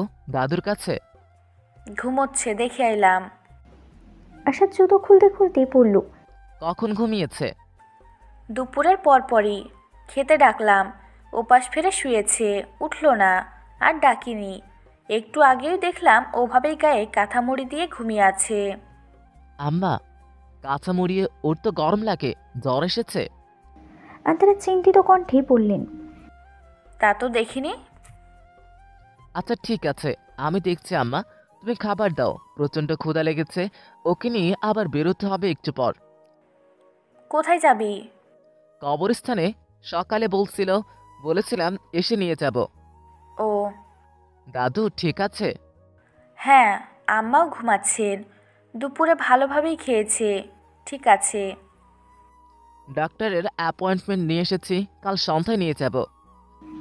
আশাদ ঘরের দরজা খুলল। আন্তারা মেহেদি পাতাগুলো ডাইনিং টেবিলের উপর রাখতে রাখতেই বললেন, ভাত খায়নি, ওকে ডেকে দিস, একসাথে খেয়ে নেবে। মুনতাহার ঘুম, গলা পর্যন্ত কাঁথা টানা, পা ভাঁজ করে গুটিয়ে ঘুমাচ্ছে। শীত করছে নাকি মেয়েটার? ঘরের আলো জ্বালানো, অফিসের ব্যাগটা সোফার উপর রাখে আরশাদ। রেগুলেটর ঘুরিয়ে ফ্যানের গতি কমিয়ে কাছে যায়। ঠোঁটের কোণটা সত্যিই ফুলে আছে। সকালেও এত ফোলা ছিল না, রক্ত মুছিয়ে দিয়েছিল, তবে একটু একটু জমাট বেঁধে লাল হয়ে আছে। আরশাদ ঝুঁকে গেল, কপালের চুলগুলো সরিয়ে দিয়ে গালে কপালে হাত ছুঁয়ে জ্বর মাপল। না, জ্বর আসেনি, এমনিতেই হয়তো শীত করছে, গা ঠান্ডা হয়ে আছে। ফুলে ওঠা ঠোঁটের কোণে ছোট্ট করে চুমু খেল সে, আদুরে গলায় ডাকলো, মুনতাহা, চাঁদ, উঠেন। মুনতাহার সারা শব্দ পাওয়া গেল না। আরও দুবার ডেকে আশা সোজা হয়ে দাঁড়ালো। গভীর ঘুম হয়তো, কাল এত কাঁদলো, শরীর খুব খারাপ লাগছে হয়তো বা। তখন আর ডাকলো না, আর একটু ঘুমোক, তার ফ্রেশ হতে তো সময় লাগবে, ততক্ষণ পর্যন্ত না হয় ঘুমিয়ে থাক। গোসল সেরে বেরোলেও যখন মুনতাহা তখনও একইভাবে শুয়ে আছে, খটকা লাগলো। মেয়েটা তো কখনোই একাধারে শুয়ে থাকে না। 2 মিনিট পর পর এপাশ ওপাশ ফিরে খালি গায়ের কাঁথা এলোমেলো হয়ে যায়। সে বারবার ঠিক করে দিলেও কাজ হয় না। আজ এমন বুধ হয়ে ঘুমাচ্ছে কেন? ওষুধ তো খায় না আর। তবে আশা এগিয়ে যায়, গালে হাত রাখে। চাঁদ, মুনতাহা, আঙ্কেলের কাছে যাবেন বললেন, রাত হয়ে গেছে, ওঠেন, দেরি হয়ে যাবে। খাবারও খাননি আপনি। মুনতাহা। ভেজা চুলের পানি টপ টপ করে পড়ে ঘুমন্ত চোখের পাপড়িতে। মুনতাহা তবু সারা শব্দ করে না, চোখ পিটপিট করে না। আশাদ কয়েক সেকেন্ড স্তব্ধ হয়ে চেয়ে থাকে। চোখে ভর করে অবিশ্বাস, তীব্র অবিশ্বাস। মনে বাজে ভীত দামামা, কণ্ঠস্বর পাল্টে যায়। আশাদ অধৈর্য হয়ে পড়ে। মুনতাহা, কি হলো? হাঁটু ভাঁজ করে তুলে বিছানায় রাখে সে। বালিশের পাশে হাত রেখে আরও কাছে ঝুঁকতে টের পায় হাতে কি যেন বাজছে। এলোমেলো হাতড়ালে সহজেই হাতে চলে আসে ঘুমের ওষুধের খালি পাতাগুলো। আশাদ বিশ্বাস করে না। গলার কাঁথা একটু সরাতেই নজরে আসে মেয়েটার সাদা শাড়ি পরে আছে, সেই সফেদ জামদানিটা। মাধব সাহেব মারা যাবার আগে যেটা উপহার দিয়ে গিয়েছিলেন। মেয়েটা পরতো না এটা, কখনো পরতো না। আলমারিতে ভাঁজ করে তুলে রেখেছিল। গায়ের কাঁথা সরিয়ে দেয় আশাদ। চোখ জোড়া যেন দেখতে ভুলে যায়, হৃদস্পন্দন যেন স্পন্দিত হওয়া ভুলে যায়, আঁখি পল্লব যেন পলক ঝাপটাতে ভুলে যায়। রক্তে ভরে আছে চাদর, ডান হাতের কবজি রক্ত ফুরিয়ে গেছে যেন। আশাদ পাগলের মতো হাতটা মুঠোয় তুলে নেয়। এ হাতি না, কাল এ হাতেই তো চুমুতে ভরিয়ে দিল। ছুরিটা পড়ে আছে কুলের কাছে। কাল যে চড়ুইয়ের বাসার জন্য আনলো, মেয়েটা রেখে আসেনি, ঘরেই ছিল। সকালে ড্রেসিং টেবিলের উপর দেখে ড্রয়ারে ঢুকিয়ে রেখেছিল সে। আশাদ বিশ্বাস করে না, সব এতেই যেন অবিশ্বাসের মরিচিকা। হাতে চুমু খেয়ে ডাকে, এই চাঁদ, চাঁদ, উঠেন, উঠেন না রে বাবা, উঠেন বলছি। এই মেয়ে কথা শোনে না কেন? আপনার সাহস তো কম না। ধমকাচ্ছি না চাঁদ, আমি কিন্তু আবার গায়ে হাত তুলবো, আবার মারবো কিন্তু চাঁদ। উঠেন চাঁদ, আহা, উঠেন না, হয়েছে তো। আশাদ চিৎকার করেনি, পাগলের মতো ডেকেছে শুধু। আন্তারা তার অমন ডাক শুনে ছুটে আসেন। রক্তাক্ত হাত ধরে রাখা আশাদকে দেখে মুহূর্তেই বুঝে যান কি হয়েছে। আশাদ এক পলক মায়ের দিকে তাকায়, অভিযোগ করে বলে, ও আমাকে ভালোবাসেনি আম্মা, ও আমাকে ভালোবাসেনি। জানো পৃথিবী, তোমার মতো আমার আকাশেও না একটা দারুণ জ্যোৎস্না এসেছিল। তার এক ছোটা আলোতেই আমার পৃথিবী ঝলমলে উঠত। তার লজ্জা মাখা হাসিতেই আমার বুক দাপিয়ে প্রেম বইত। তার মিনমিনে কণ্ঠ আমাকে মদ্যপ করে তুলত। কিন্তু জানো কি, সেই জ্যোৎস্নাময় যাত্রা ছিল খুব নিষ্ঠুর, বড্ড স্বার্থপর। আমার ভালোবাসা সে বুঝতে পারত না, চোখের গভীরতা সে মাপতে পারত না, বুকের প্রেম সে টেরি পেত না। এত সব বোঝা পড়ায় আমি যখন ডুবকি তুলছিলাম, মাঝখান দিয়ে চাঁদটা করলো কি জানো? আমার জ্যোৎস্না ভরা গোছানো ঘরটাকে মুচড়ে মুচড়ে প্রাণয়ের ধ্বংসস্তূপ করে দিয়ে চলে গেল। আমার সবটুকু প্রেম নিয়ে আমার থেকেই দূরে চলে গেল। আমাকে নিঃস্ব করে ভেঙে চুরে বিধ্বস্ত করে সে যেন শান্তি করলো খুব। আমার চাঁদটা এত অবুঝ কেন হলো পৃথিবী? পৃথিবী নিরুত্তর চেয়ে থাকি। তার থালা ভর্তি যোজনায় সহ্য হয় না অমানিসায় ঘেরা একাকী প্রেমিকের। আসাদ ঘরে ঢোকে, সিগারেট ধরিয়ে বিছানায় হেলান দিয়ে বসে, চোখ বুজে আপন মনে আওড়াই। জানেন চাঁদ, চোখ ভাঙা ঘুমে আমি আজও পা সাঁতরিয়ে খুঁজি, আপনাকে পাই না যখন, তখন ঘুম মাথায় কিভাবে জানেন? আপনি হয়তো আমার বুক থেকে সরে বাঁ পাশটায় ফিরে শুয়েছেন। আপনার তো খুব গরম লাগে, অথচ আমার অর্ধ অচেতন মন বোঝে না আমি আজও 2 বছর যাবৎ একাই ঘুমাই। আচ্ছা চাঁদ, আপনি সবসময় আমার থেকে দূরে যেতে চাইতেন কেন? আমার বুকে থাকতে কি আপনার খুব খারাপ লাগতো? জানেন চাঁদ, আমার অগোছালো ঘর না এখন, সারাটা দিন অগোছালোই থেকে যায়। 2 মিনিট পর পর কেউ গুছিয়ে দেয় না। ভাবছেন আমাদের ঘরকে আমার ঘর বলছি কেন? আমার ঘরই বলি চাঁদ। আপনি তো কখনো ঘরটাকে নিজের ভাবেননি। ভাবলে এমন অগোছালো রেখে চলে যেতে পারতেন। আচ্ছা, আপনার আমাকে মনে পড়ে চাঁদ? মনে পড়ে এই পৃথিবীতে আপনাকে এখনো একজন পাগলের মতো ভালোবাসে? কি সব বলছি তাই না? আপনি তো স্বেচ্ছায় চলে গিয়েছেন, মনে পড়বে কেন? চাঁদ, আপনি না খুব ভীতু ছিলেন, তবে নিজের হাতে ছুরি চালানোর সময় ভয় লাগেনি? একটু ভয় লাগেনি? ভয় কেন লাগলো না চাঁদ? আপনি এত সাহসী কেন হলেন চাঁদ? আমার চাঁদ তো ভীতুই ভালো ছিল। চাঁদ, আমি যে আপনাকে এত কিছু বলি, আপনি শুনতে পান না চাঁদ?